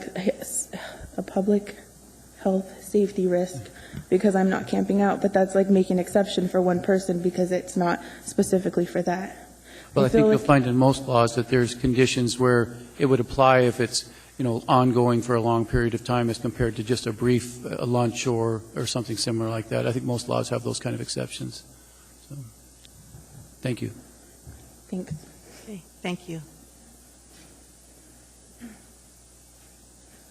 Good evening. My name is Rebecca Shire. Last name is S-H-I-E-R. So I'm heavily involved in the community. I've been homeless. I've been in foster care. I know all of the things that are, all the disadvantages to being on that side and being judged by certain people. And as of right now, I work downtown and I see Mr. John Martin every single day. And I think that it's become so controversial because he is supposedly a safety risk, but he does leave plenty of room, just like Eilina said. And I've never seen him intoxicated. He doesn't bug anybody. He doesn't ask anybody for money, and he's just protesting, exercising his First Amendment right. And so I think, there's been several instances where I walk downtown on any given day, and there are people passed out on the sidewalk, whether it's a young person who just came out of the bar, whether it's an older person who is noticeably homeless, who is, sleeping up against, the little cubbies in the walls by the Fifth Avenue Mall. And it's never been a problem before, even though those are real issues, and those are people who need probably more help than Mr. Martin does. And I just think that if it's never been brought up, and we do have such a huge homeless population here in Anchorage, that I don't know why it's being brought up now. I guess I don't think you guys should consider passing the ordinance because it's kind of a ridiculous law when only one person is doing it. And if it was specifically camping, and by the definition of camping that I'm using, I'm saying sleeping during the night hours, and that would be unsafe for him as well, not just the community, him as well, because somebody could come up, steal the little belongings that he does have, stuff like that. But he's only there during the day now, and he's obviously trying to make a point, and I just wish that everybody would understand that point and maybe try to work around solving the problems that homeless people are facing today, because he stood out there in the rain yesterday, and barefoot, no clothes, everything, and he's really not trying to bug anybody. So, you know, everybody thinks it's an eyesore to downtown. I work downtown. I don't mind it. I've seen it my whole life. So, thank you. Thank you. Mr. Trombley has a question for you. Yes, thank you for, right here. Oh, sorry. Sure, no worries. Thanks for coming down. You mentioned that you at one point in time were homeless. Yes. What did you do, since homelessness is an issue in this town, what did you do to get yourself out of that situation? Because I'm assuming that you're no longer homeless, correct? Right. I'm only 20. I was homeless off and on my whole life since I was like 7. And as you guys probably know, the average age of a homeless person here is 7 years old. You know, and I think if it wasn't an older male who has some past history, you know, in the criminal history, I think it would be a different story. You know, if I was laying out there and I was 8 years old, I think someone would try to help me. They wouldn't come and tell me that I'm going to be arrested. So, you know, I've been homeless. I slept on balconies before, over by Liberty Income Tax. I've slept under, you know, when they were building outside of Walmart by Johnson's Tire Service, I slept under the deck for a long time. I've slept on benches outside. When I was a teenager, I went to Covenant House. My question, though, is what did you do to get yourself out of this? Obviously, you sound like you're employed, you work downtown. What did you do? Obviously, you got yourself out of that situation. What was it? I just made the decision to... Well, yeah, I made the decision. I was a kid, and so I would just go to like Covenant House or somebody who I knew could help me, or you know, my friend's house, or like somebody at the school or something. But it's different because when you're a kid, everybody wants to help you. When you're an adult, nobody wants to help you because they don't feel bad for you, per se. Well, thank you so much. Thank you. Thank you. Mr. Mayor. Also, thank you for coming down. You mentioned that because he's an adult, no one wants to help him. Are you aware that our homeless coordinator has met with Mr. Martin on several occasions and offered to help him? No, I wasn't aware of that. We've reached out to Mr. Martin with the proper people. And our team, Daryl Hess is our homeless coordinator, and he has met with Mr. Martin and offered, you know, to try and help him, but he just was not interested. Thank you. Thank you. Okay. Thank you very much. Thanks. Please come forward. Hello, Honorable Assembly. I want to speak a little bit on the homeless issue and... Give us your name first. Oh, my name is Jason Agre, A-G-R-E. Thank you. And I was born in Anchorage here, and I grew up in the Netherlands. And I know in Holland, they have all these programs to try to help the homeless people. And there's always going to be a percentage, and roughly about 1 in 1,000 people will choose to be living outside of the box and choose to be homeless, and kind of like Socrates in the old Athens. And I hope that does not get taken away by an ordinance that prohibits thinking outside of the box and sitting down and making a protest, and it adds color to society to have a palette of colors available in society and citizens, and not everybody's going to be the same. And it's okay to tolerate and to accept that we have homeless people, and also stand up for their rights, because by standing up for their rights, we stand up for everybody's rights and our rights, and just, you know, to say just get a job makes it into too much like a police state and a top-down control, and I don't want to, you know, talk about Germany during the Second World War, but they had these camps for people that were not behaving, and they said Arbeit macht frei on top of the camp, which is work will make you free. And I hope we don't, you know, force people to have to get a job, and just it's okay to be different in society and just tolerate that and appreciate that. And there's one more thing, is I was thinking about having a sit-down protest downtown too, and this was to bring attention to the issue of water fluoridation in the Anchorage city water. And the reason why this ties in with the homeless problem is because there is now over 100 studies, 124 studies, that show that fluoridation of the water supply has adverse effects on the IQ levels of people, and the people that are most affected by water fluoridation are the people that have the least and that cannot afford filtration or can't afford the bottled water. And I just want to preserve the right to protest and ask that you consider standing up for what is right and not try to force people to behave or get a job, and just allow people to speak and have the freedom. Thank you very much. Well, thank you. Anyone else? Hi, my name is Ivan Hodes, H-O-D-E-S. I just wanted to point out that several months ago, the mayor vetoed the ordinance banning discrimination based on sexual orientation on the grounds that there was insufficient empirical evidence that people were harmed by sexual orientation-based discrimination. So I would encourage all of you, when you're considering this ordinance, to ask yourselves if there's any empirical evidence whatsoever that anybody is harmed by people sitting, standing, or sleeping on a public city sidewalk. That's it. Thank you very much. Anyone else who'd like to come forward? My name is Jonna Pollock, P-O-L-L-O-C-K. I live in Midtown Anchorage, and my family and I have been deeply troubled and concerned about homelessness in Anchorage for a long time, have been involved trying to be part of the solution, and I would just like to speak to this ordinance, encouraging you to vote against it. I'm concerned about its effects on our First Amendment rights. We should make no law abridging the freedom of speech or the right of the people to peaceably assemble. I think this ordinance is both unneeded and unconstitutional, and I think as a community we can better use our energy, redirect our collective effort toward meaningful solutions to the underlying problem of homelessness. Thank you. Thank you very much. Please come forward.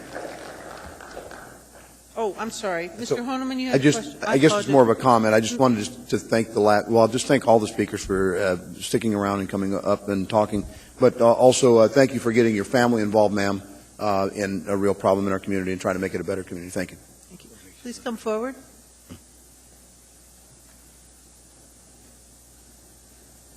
Good evening. My name is Mary Morgan, M-O-R-G-A-N. I'm a little nervous. This sidewalk amendment really has me perplexed and concerned. And for the first time in my life, 57 years old, it made me interested in what's going on in how cities are run. I have to say that what concerns me the most is that there's really two camps going on here that I keep hearing about. One is the sidewalk amendment, and one is the homeless issue. And even though it's like it's presented as if they're separate, they're just totally combined because one has to affect the other.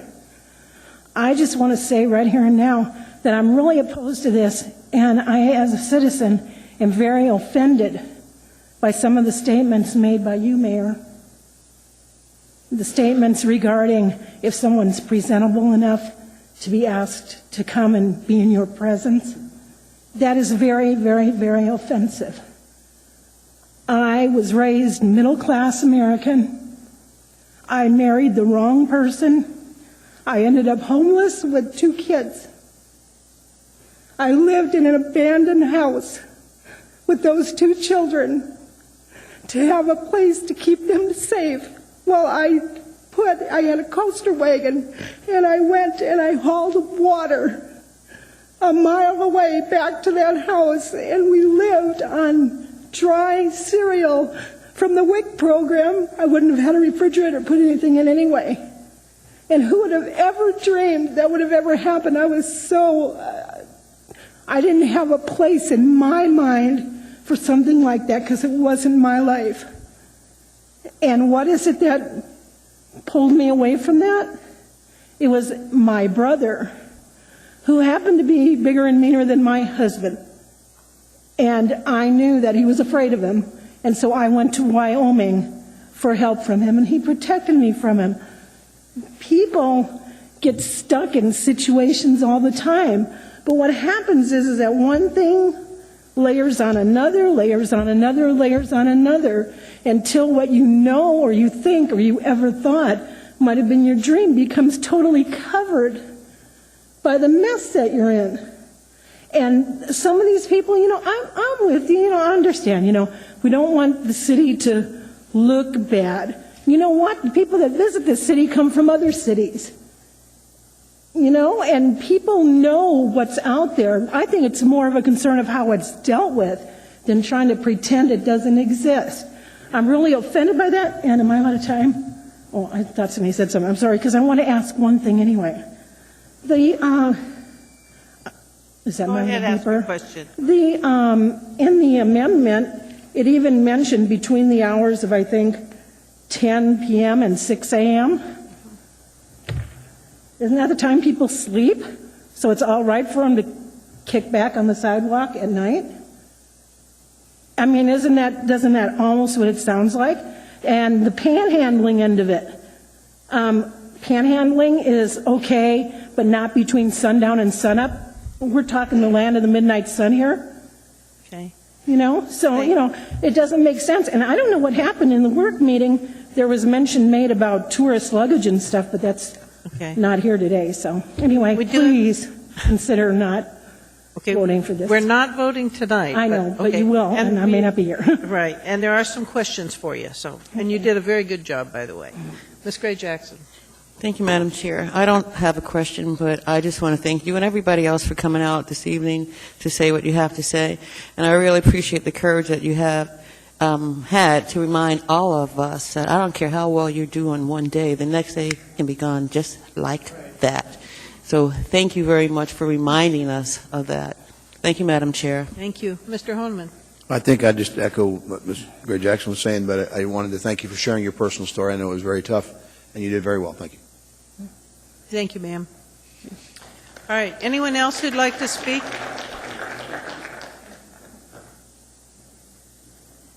Anyone else who'd like to speak? Please come forward if you do.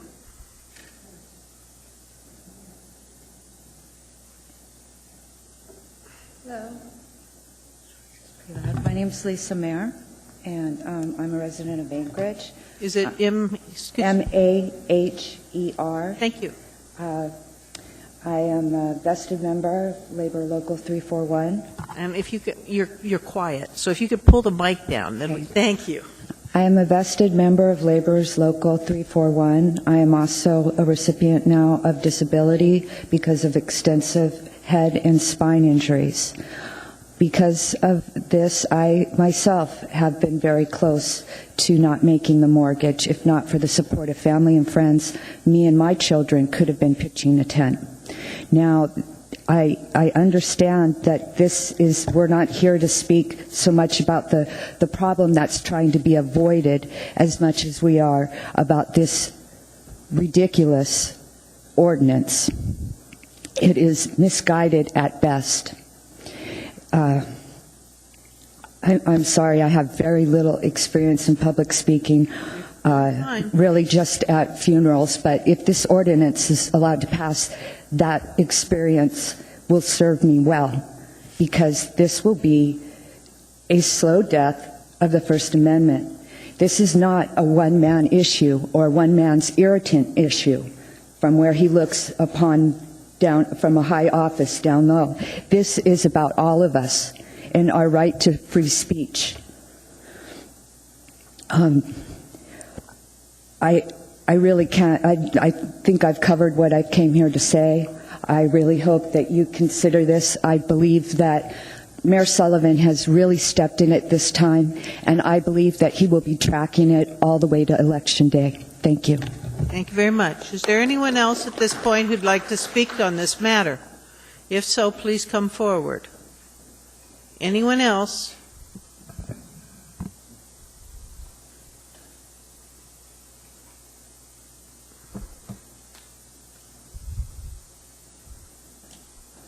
ahead. Hi, I'm Shay Kelly, and I represent Project 5050. I've lived in a pickup truck for 2 years and traveled to every state in the U.S., every major city and small towns along the way. Represent a nonprofit, and I deal primarily with poverty and homelessness. As I've traveled throughout major cities in the U.S., I've seen a lot of these types of ordinances presented, from a sidewalk ordinance like we're talking about today to real change instead of spare change. There's a lot of movement in that direction, which to me, it's evident that this is an effort to ignore or hide or, kind of push away a problem. I ask myself, what do we do when people choose not to use homeless services? This is something that has been discussed before. There are going to be people who choose not to participate in the system that we have established as a society. I think that hiding that is not the solution, and that these ordinances are ultimately affecting freedom of speech in a protest situation, but also the freedom of choice. Individuals should have the option to sit down on the sidewalk if they choose to do that. It's public sidewalks. So obviously my perception of this ordinance is that it shouldn't be passed because it's a violation of basic civil freedoms. But it also goes much deeper than that. There's a systematic approach to oppression that has step by step, one by one, violates people's individual freedoms. And this is one of many steps in that direction. And I think if you look, the ordinance itself was taken from Seattle's municipal code, which if we look at Seattle's municipal code, we should also look at the overall picture of poverty in Seattle and the choices that they made in dealing with things, everything from sidewalk issues to campsites. So I definitely urge everyone to take a look at Seattle's overall picture, particularly Nicholsville, which is still in operation in Seattle now, and I've been there, and it's really cool how things like that will work out. So definitely take a look at that. But obviously, my perception of this ordinance is that it's in violation of civil freedom. So thank you for your time. Just a minute. There's a question. Ms. Drummond? Thank you very much, Ms. Kelly, for coming. I read about you on Facebook last week, and thank you so much for what you and your husband are doing. In fact, I have the Facebook icon on my iPhone. Tell us, for those of us who are not familiar with what you're doing, would you please describe what you and your husband are part of? Because unless you read about it or saw pictures of what you did, you're visiting Anchorage currently, mm-hmm. and you have been to how many other communities in this 50/50 project? Last year, in 2009, I found myself homeless as part of a step-by-step destruction of my life. Like you were, one of the ladies had said, things happen and they snowball and we don't know how we find ourselves there. And I started living in a pickup truck, and I chose to continue that lifestyle so that I would be mobile and so that I would be able to help as many people as possible while living simply. I started a nonprofit in 2010, lived in a pickup truck for the duration of the year while traveling to all 50 states in the U.S. by myself with my dog in a pickup truck. And so I went to every capital city and every major city in the U.S. And I lived, as closely as I could to homeless communities and people who are living in poverty. So that's anything from vehicle dwellers to campsite residents to people in transitional housing to the shelter system. I have firsthand experience of pretty much every step of community assistance. So I did that last year, and I got married at the end of the year, and my husband decided to join me. He's here with me today, but and he decided to join me, and so we're back. I was in Anchorage last year, And so we came back this year. I had no idea what was happening until I got here. And this has been a completely new perception of Anchorage than what I got last year. So, May I continue, Madam Chair? Didn't you get married in Hawaii last December? I did. I mean, I learned a lot about you on Facebook, so congratulations. Thank you. You are really living the life that understands, and you are doing something about this. And I want to thank you for the bottom of my heart for what you're doing. So are you actually Project 50/50 yourself? My husband and I now are Who are all these other 50/50. people that I find listed on the website? Well, I guess the message of Project 50/50 is that you don't have to be a nonprofit organization. You don't have to be a government official. You don't have to be a person of power. You don't have to be someone with millions of dollars, and you don't have to sit in a corner office to make big decisions and make big changes in other people's lives. So there's definitely some encouragement to the fact that if one homeless girl in a pickup truck, last year I distributed $30,000 worth of goods to people living on the street just by talking to people in communities. So if one person can make big changes, the fact is that every single one of us has the power through love and just the desire to see change to do big things in the world. So people all over the country have jumped on this idea and started doing really big things in their community through self-sacrifice and through big vision, and really started making big changes. And I believe that that's possible here in the city of Anchorage. The answer is not through, in my personal opinion, the answer is not going to come from, like, the answer to homelessness is not going to necessarily come like a magician from the government or even from the nonprofit sector. The answer is within the community. It's within the people here. I would look at faith communities. I would look at people who feel that their purpose is to love each other. That's our ultimate purpose in life, is to love each other. And so the answer is found within every single one of us. Madam Chair, one final question. In your experience of traveling to all 50 states, what community of similar size to Anchorage is dealing best with homeless issues, and what is it that they're doing that, in your observation, Anchorage could take a lesson from? You mentioned the Nicholsville project in Seattle, and I believe we are modeling the future Carluck in whatever that becomes when it opens after, I think it's called Housing First in Seattle. Yeah, Housing First is a huge initiative. I think one of the most discouraging things is that as I've been to every city and state, there is nothing that is quote-unquote working. You'll never find a community where homelessness does not exist.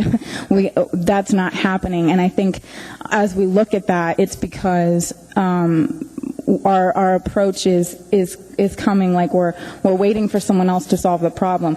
We are the solution, every single one of us. So poverty is everywhere. The difference is in how the community responds to it, which is why Anchorage is so fascinating to me right now, because it's about how the community responds. In my personal experiences, I've seen a couple different systems in place. Sometimes the community responds by criminalizing it. So people are punished legally for being poor, through tickets for panhandling, and then tickets for people who give to panhandlers, tickets for sitting on sidewalks, tickets for illegal camping. This is all part of a criminalization of poverty. Obviously that doesn't work because poverty doesn't go away when you ticket it. Another thing is that another response is to ignore it. This is when we see cities that have high rates of visible poverty, because rather than criminalizing it, people just pretend that it doesn't exist. So that's when you see a lot of desensitization. You see situations like Skid Row in Los Angeles, where you have 5,000 homeless people in 20 city blocks. You have a lot of people on the street and visible. So that comes from ignoring it, trying to hide it. And then you have, to me, the idea ideal response, which I have never found community-wide, but I've found it in small groups of remarkable people who love unconditionally, and that's just the love response, the response of the community to include rather than exclude. So instead of saying that I'm not going to talk to you because you look dirty and you smell bad, or I'm not going to I'm not going to include you in our in our government system or in our social system, to rather say, like, we are a family, we are a community family, so if you're hungry, then you're my hungry brother, and we're going to eat together as a family, and we're going to make sure that everybody's warm together as a family. That, like, inclusive love response to poverty is what is ultimately always the most successful. Those are the situations when you start to see job rates skyrocket, when you start to see people start to desire something more for themselves than what they have, empowerment. Those come from a basis of love. It comes from a basis of love and acceptance and empowerment, rather than exclusion. So that's what I've seen that works. Is there a particular, like, can we say, look at this city and let's just do that? No. But I think that's why you have such a remarkable opportunity. The world is watching you right now. You can change everything. You can be, everyone in the country can look at Anchorage and say, look what they did. Look how they empowered all these people. Let's be like that. Not you guys try to be everybody else. We tell our high schoolers not to try to fit in, do something different and set a new stage. Thank you. Thank you very much. No problem. Is there anyone else who'd like to go ahead, speak on this matter? Go ahead. Good evening, Madam Chair, members of the Assembly, Mayor Sullivan. I didn't come out this evening to speak on this ordinance, but when I saw it was on the agenda, I thought if I got here in time, I might say a couple of words.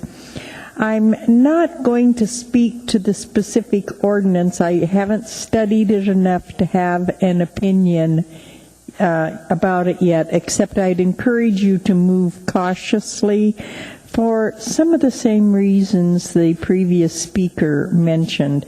But I will share an incident that I had that's on topic, and this was a few months ago. I drive home on C Street every night, turn left off of C Street onto 36th, and head on my way. And on this particular evening, there were some gentlemen in a state of repose near the intersection of 36th. They had what appeared to be adult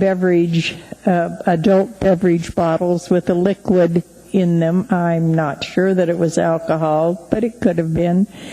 And a couple of them looked like they were taking a nap. There were all types of foodstuffs and not debris, but stuff around, and kind of like a day camp setting. I was concerned because they were clearly in the right-of-way and very close to rolling into C Street. So I called the police department. And the officer I spoke with told me this: ma'am, they may appear unsightly, but it's not against the law to sit on the grass or be, even closer, kind of on the sidewalk. And I said, well, what about what appears to be open containers of alcohol? That's not, it's not illegal either.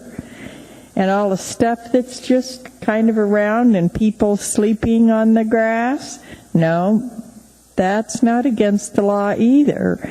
So I don't know if perhaps I was speaking to someone that was misinformed, or if something has changed since then, but that might be something that the Public Safety Committee might want to explore, because if this is just something that's changed circumstances in downtown, I don't know how we can have different rules for one part of the city and not all of it. Thank you. And Tony, if you could state your name for the record. Oh, I'm so sorry. All right. How easy I forget. Tony Jones. Thank you. Jones. Thank you. Anyone else who'd like to come forward and speak on this matter?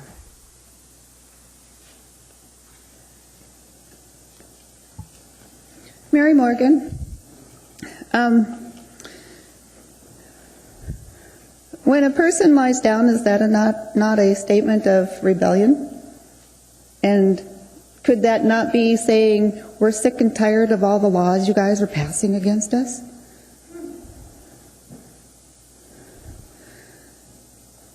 Are not the police department and the fire department, when they stand out there with their boots, panhandling? Why is it okay for them and for nobody else? Thank you. Anyone else who'd like to come speak on this matter, please come forward.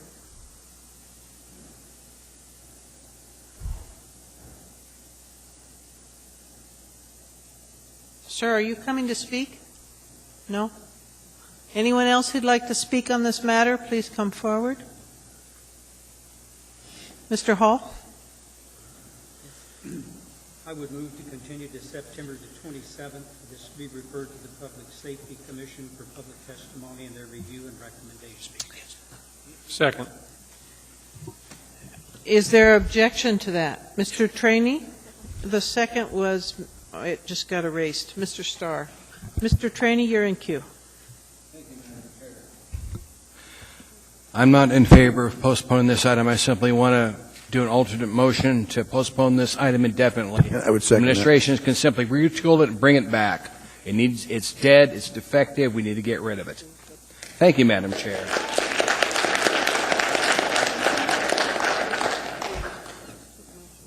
Second. I need a second to see if I can accept a motion to substitute in that regard. Hold on just a second, please.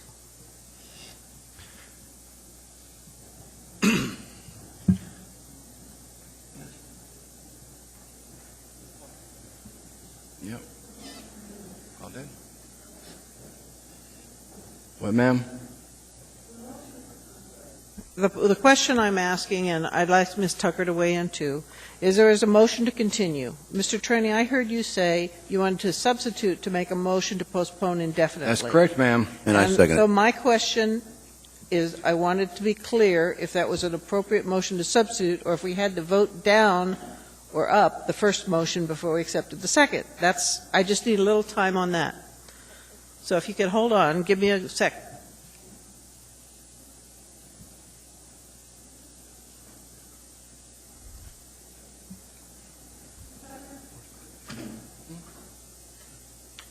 If it makes a difference, Madam Chair, I was actually in the queue ahead of Mr. Hall and prepared to make Mr. Trainee's motion.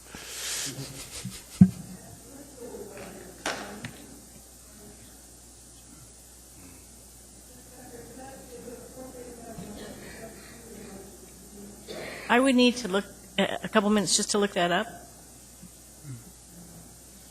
We've got the time, Madam Chair.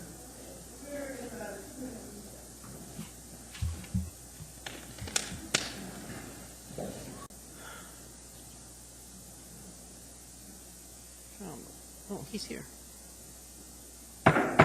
We are back in session, and thank you for giving me that moment of recess. The motion to postpone indefinitely is a privileged motion, and as such, it has precedence over the motion to continue. So, Mr. Trainee, you made that motion, and I believe, Mr. Flynn, you seconded it? All right, so the motion to postpone indefinitely is before us. Please. Excuse me? Oh, all right. For those in the clerk recommends I explain to people what that is. Basically, the way this process works, if a motion is postponed indefinitely, that basically kills the motion. It doesn't prevent something else new from coming up in the future, but the specific item before us then would not reappear before us at a later period of time. All right, the motion before us then, Madam it's Chair. non-debatable, sir. Do you No, I just wanted to state that you're absolutely correct. They could bring it back in a different form. Thank you. you, Madam Chair. Thank you. All right, with that, please vote Madam on... Chair, you said it's sorry. non-debatable? That's my memory, sir, yes. I don't believe so. Okay, let's vote.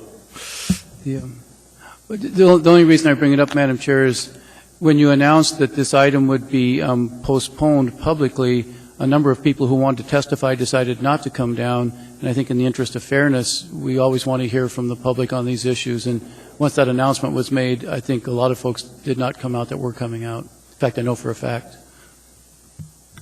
If we're going to debate, Madam Chair, I'll make the Hold on a appropriate moment, comment. please. I've got to Chair. recess. I'm checking to see Point if of order, Madam Chair. I need a moment to figure on the first point, please, Ms. Drummond.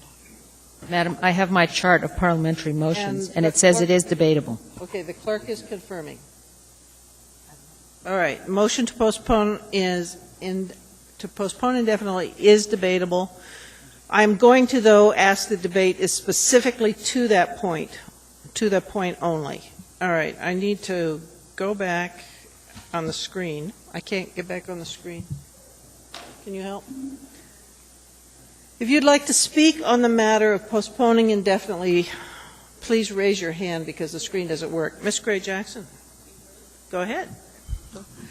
Thank you, Madam Chair. First off, I'd like to thank Dean, I can't remember your last name, Dean Gates, and also Dennis Wheeler for doing what you were asked to do. Okay, thank you very much. You spent a lot of time on it. You went to work sessions, committee meetings, and I thank you for that. But secondly, this ordinance really should have never happened. But since it did, it reminded me and hopefully the rest of you that, folks, we work for the people of Anchorage. We run for office. We get elected to work for you, number one. Number two, we need to continue to listen to your concerns regardless who you are, regardless to what personal issues you have. We need to represent the interests of everybody in this community, period. That's why we're elected, folks. And the third point I want to make is that we should never, ever bring forward legislation for an assembly vote just because we can. It's not only inappropriate, but personally I think it's unethical, and it's a very, very poor use of the public, staff, and frankly everybody's time. With that said, this needs to disappear, and I thank Mr. Traney for making a motion to postpone this so that will happen. Thank you, Madam Chair. Mr. Traney.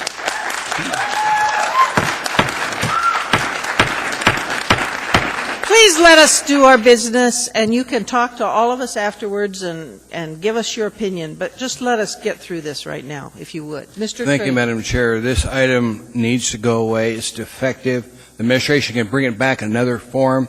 But as to the mayor's comments, I don't ever remember a motion being made to continue this.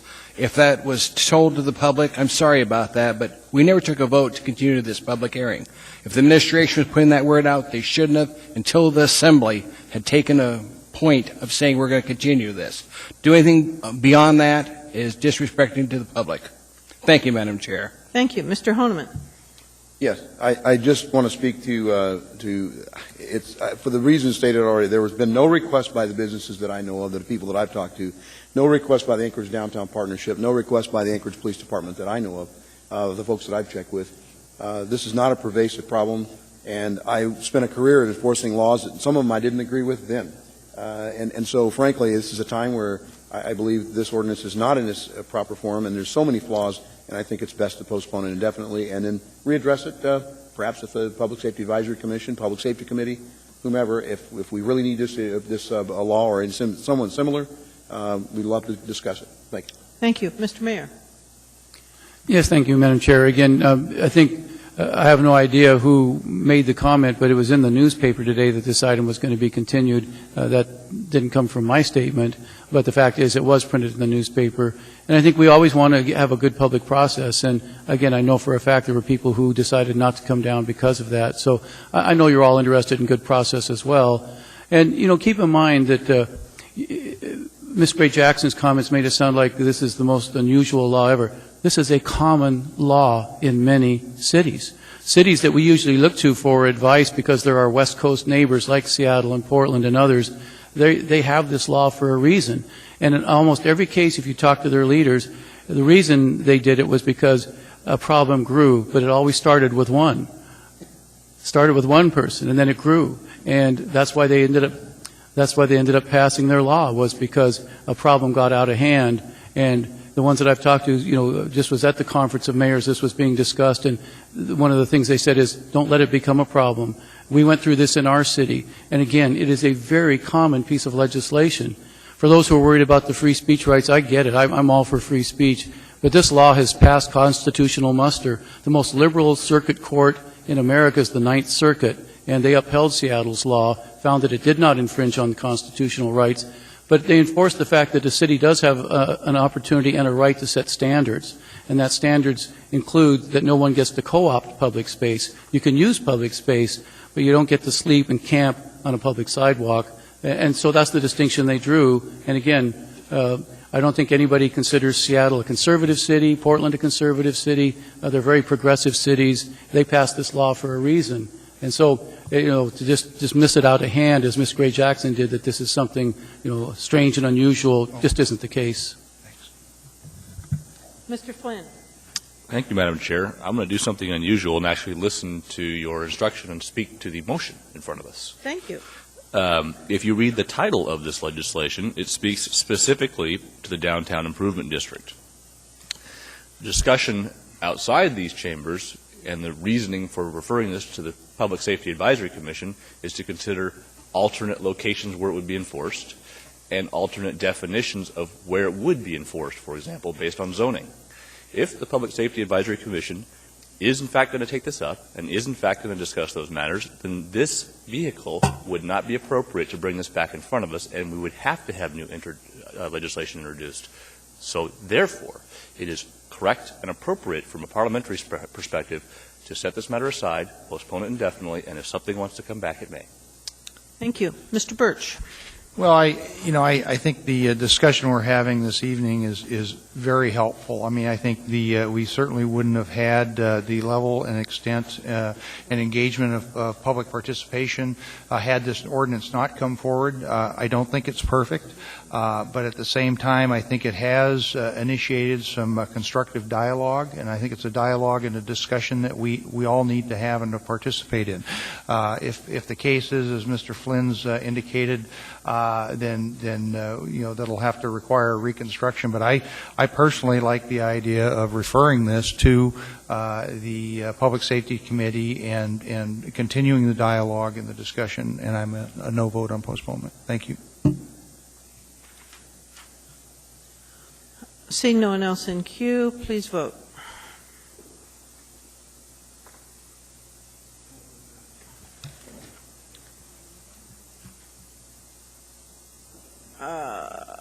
Okay, this is a 5-5, which means it does not pass.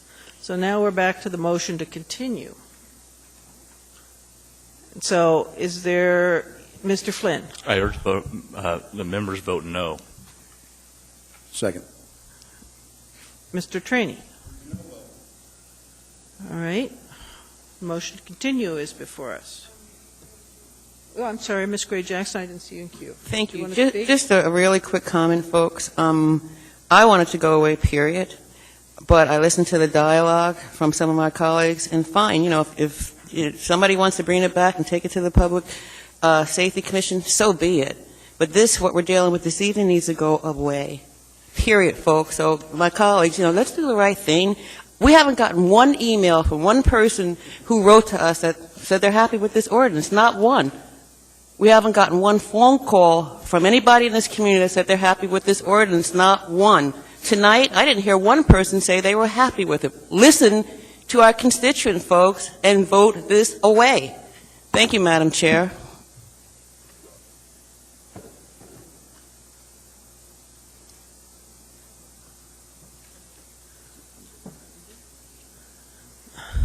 I just asked the clerk for, if this one fails too, okay, we need to vote first. I'm sorry, the motion is to continue. Please vote.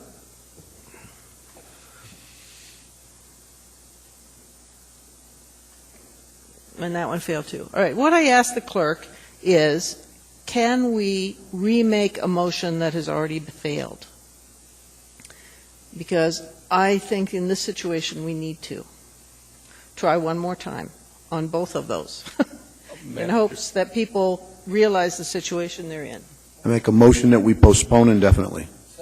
All right, but I need a moment to see if the clerk will object to making a motion that's already failed. Madam Chair, if I may, point of order. All right, if anybody wants to speak to that particular point, Ms. Tucker, you're always helpful in these. Come forward, come on. You Go really ahead. don't need that. We can just hold a vote on the, we need someone actually to move to approve, which no one has. We can hold a vote on that and be done with it. I understand that, but I think that there's a motion that people wanted to make to postpone indefinitely, so I was going to see if I can allow that, sir. Thank you. All right. All right. The clerk tells me there's no problem with that. And Mr. Honeman, did you just make a motion? Made the motion. I second postpone it, indefinitely. ma'am. All right. And that motion is now before us once more. I urge my colleagues to vote in the affirmative. All right. Mr. Traney, you are in queue. Anything else you want to say? Same thing. All right, Let's get this out of the way and tell Mr. it. Trombley, anything you want to say? The only thing I want to say is this, is that we have a tremendous amount of experience and passion in this room, and people who know the issue, who understand the issue. Now, if we move this to committee, we have all this experience in this room and all this knowledge who can go to the public process and help make this better. It doesn't hurt anything with putting it to the public process and allowing these people who care about this issue, who know this issue, That's all I'm going to say. to have a chance to make it better. And well, that's fine if you want to say no, Elvie, then vote no, but that's Excuse my me. point. That's my point. All right. Thank you. Mr. Honeman, you're next in queue. Well, it's sad that we're taking out this business and spending a lot of energy and time on this issue at this time. This procedure, if we vote in the affirmative to postpone indefinitely, the administration can clearly craft and create a new ordinance if necessary after going through the public process Mr. Trombley just mentioned about, through whatever committee they choose. Public Safety Committee stands ready, Public Safety Advisory Commission, whichever committee is appropriate. We can redo this, recraft it if we believe it's necessary, and include the public process as well. I'd urge an affirmative to postpone indefinitely. All right. Thank you. Please vote. Whoop. Motion passes. I'm That's what my screen said, Madam Chair. Yay, Jennifer, who's not even here. All right. That's the third time, by the way, she's shown up and I think voting and Mr. not being. Flynn is being mischievous tonight. All right. The motion is now to postpone indefinitely. Please vote.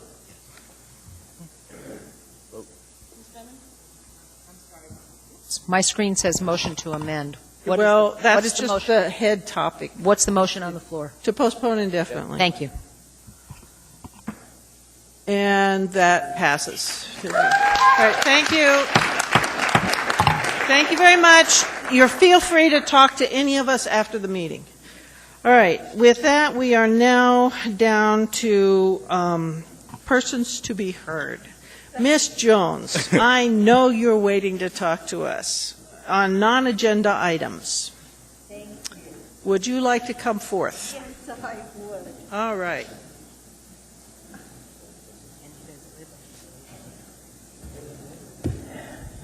Thank you, Madam Chair, members of the Assembly, and Mayor Sullivan. You're here. I'm talking to you too this evening.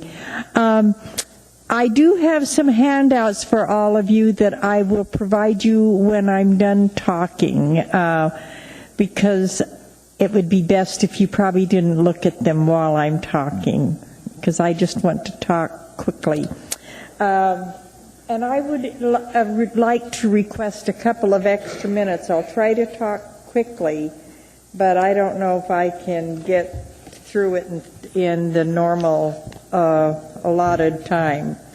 The topic I'd like to talk about this evening is Title 21, the process, some of the issues, and some suggestions with regarding action going forward. I am not going to talk about the timeline. The first thing I'd like to bring up is the cost of this process over the time frame since we started, which was back in 2002. And here we are in 2011. Now, bear in mind, the Planning Commission and Assembly finished its work in 2009, and it's really been sitting dormant since that time. If you go out to the Title 21 rewrite page on the municipal website for the planning department, you'll see there have been no news items posted since 2009. There's nothing under upcoming activities, etc. It's basically been dormant. The second topic I have, oh, by the way, I don't know what those expenditures are, but I'm sure you folks do, because you or your predecessors have approved all the budgets and appropriated all the money. The second topic is a review of Title 21 rewrite process in the time frame today. As I said, started in 2002, and we're still working at it in 2011.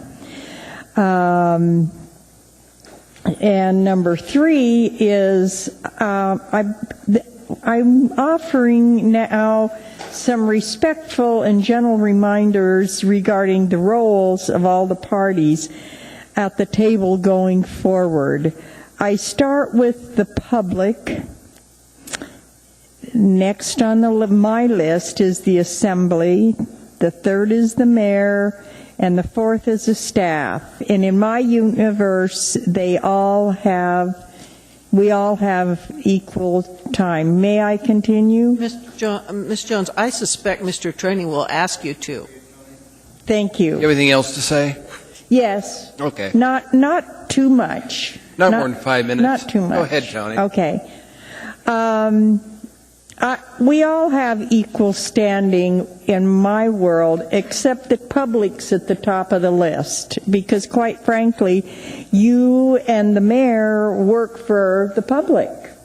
And the public is defined in Article 2 of the Bill of Rights of the Charter as the people of Anchorage, as ever the courts and the lawyers may define what constitute the people of Anchorage. My personal suggestion is that we all work together as Team Anchorage to get this Title 21 rewrite done, and that we complete it together as a team.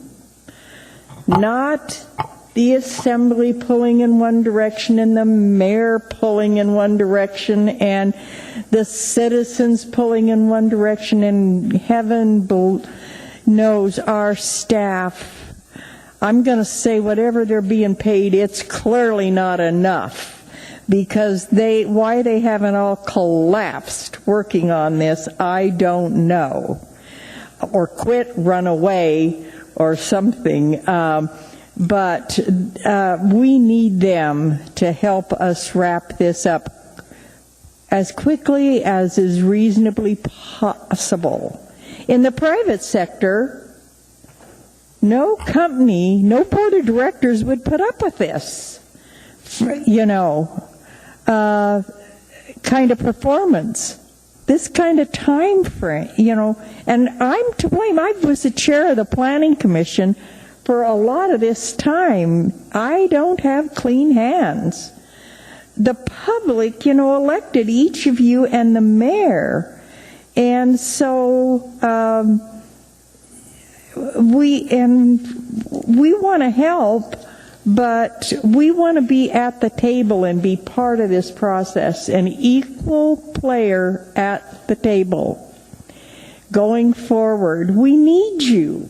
We need all of you. We need the staff to help us understand the technical documents, and including Mr. Coffey's document that's nobody's seen. Maybe you folks have. I think maybe Mr. Weaver's seen it. But we paid for it. I paid for it, even though I'm a senior citizen and I gratefully appreciate my senior exemption. I still pay a lot of taxes. That's my document that Mr. Coffey prepared. I want to see it. Please post it. Please. From my representatives, I'm requesting you do what you can to see that it's posted. And you too, Mr. Mayor, you're my mayor. And tonight you just talked, I heard you, I took notes about you believe in the public process. Madam Chair, if I could respond, since she's gone way over, I could answer a lot of your questions, Tony. Okay, are you almost done, Ms. Jones? I am. I'm on my last little page. Let's let her finish, and then I'll go Sure. to you, Mr. Mayor. Okay.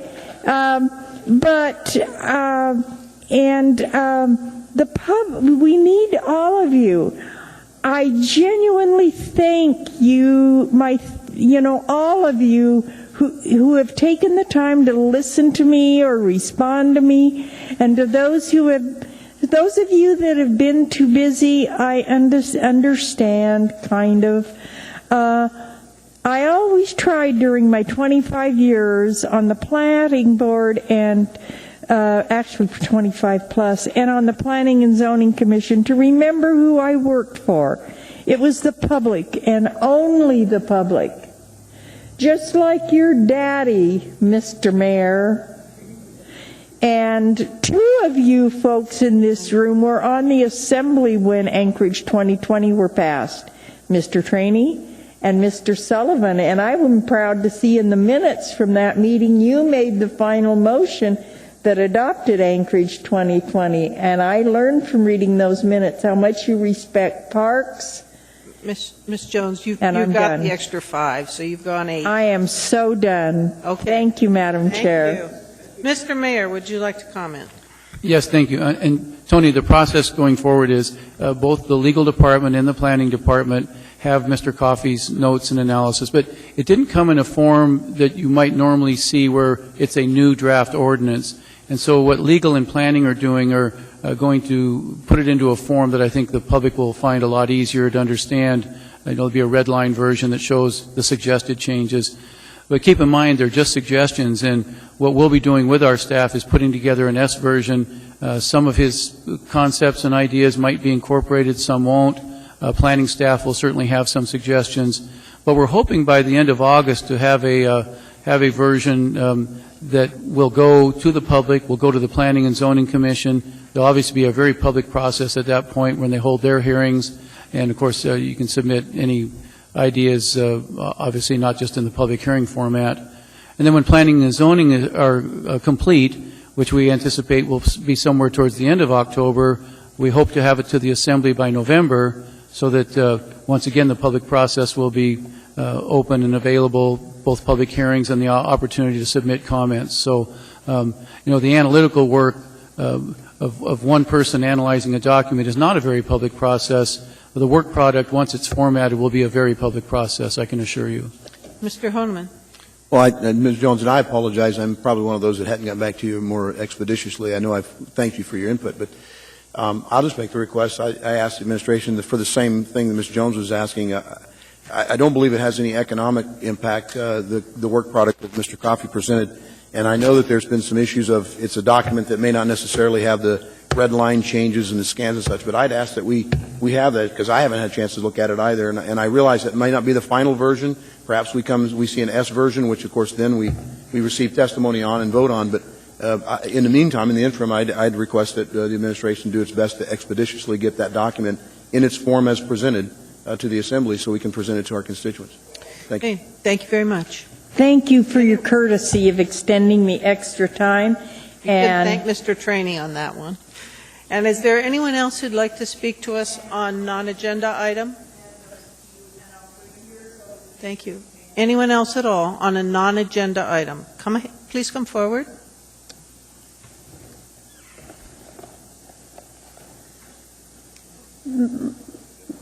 Ms. Jones, I'm sorry, you have to go through the clerk. You can't go to the members while we're meeting. Just after the meeting, ma'am, or the clerk. Okay. Go ahead, please. I drove into town specifically because I heard there was a thing about that you need to get a permit to get to meet on the sidewalks and protest. And I'm not hearing anything about it tonight. I'm wondering if that's something that's coming up soon, and if it is, if I can speak to it now since I'm going to be out of town for the rest of the summer. I know of no ordinance specifically about that. Madam Chair, if I may, Ms. Morgan, that was part of the discussion associated with the previous ordinance about sitting on the sidewalk, whether a permit would be required, but that ordinance was postponed indefinitely. So, No, what I heard was that you had to get a permit to be able to meet on the sidewalks. At this point, there is no new legislation on that point before us. Is there Excellent. anything else? Thank you. All right, thank you. Is there anybody else who'd like to speak to us on a non-agenda item? Please come forth.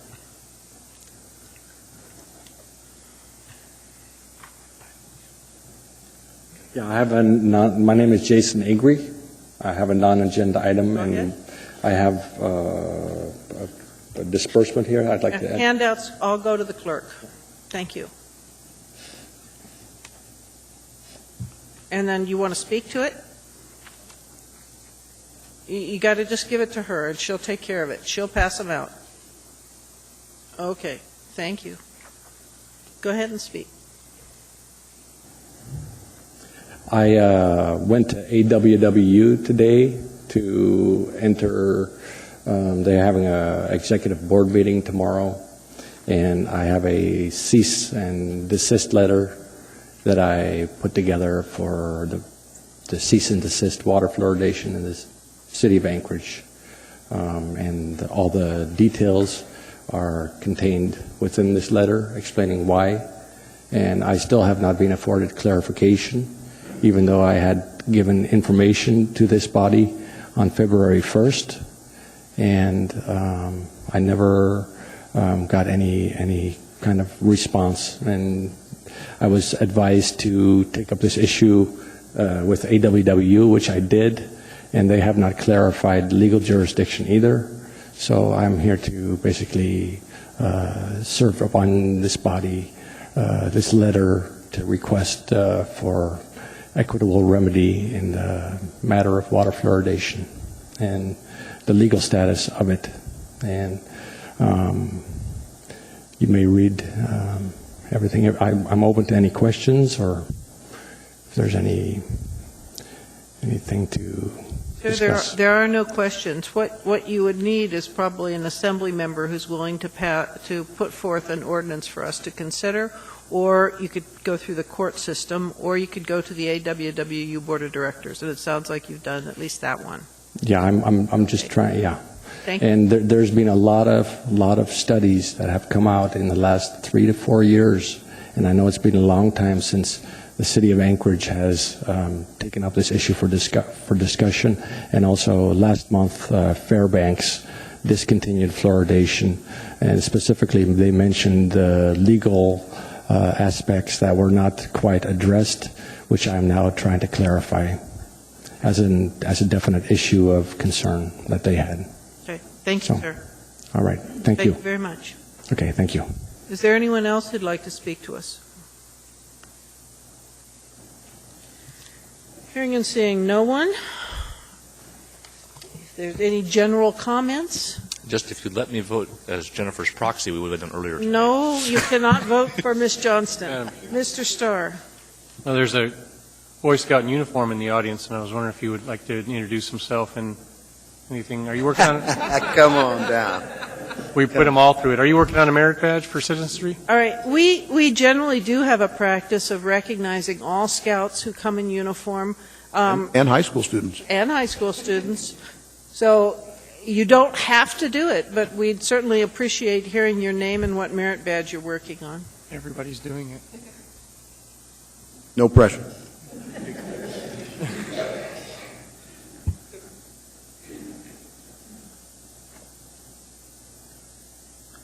Good evening, ladies and gentlemen of the council.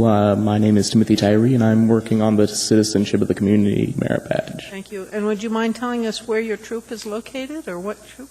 We are Troop 104, and I come from the southern part of Anchorage. Thank you very much. Mr. Honeman, do you have a question for this young man? I just want to say thank you, and I noticed that you have the Order of the Arrow. You started out in Cub Scouts, I take it, Webelos, and transitioned over? Yes. How long have you been in scouting, and what level are you in right now? I am currently a Life Scout, and I started as a tiger cub, So all your life, pretty much. mostly. Well, good job, and thanks for being here tonight. Thank you very much. Thank you. All right, any other comments? Mr. Trainee? Madam Chair, could you find out why every now and then it showed that our absent member was voting on something? I happen to know how that happened, sir. I'd like to know how. Someone who, You're pushing buttons again, huh? all right, seeing nothing further. Move to adjourn. We are adjourned. Second. Thank you.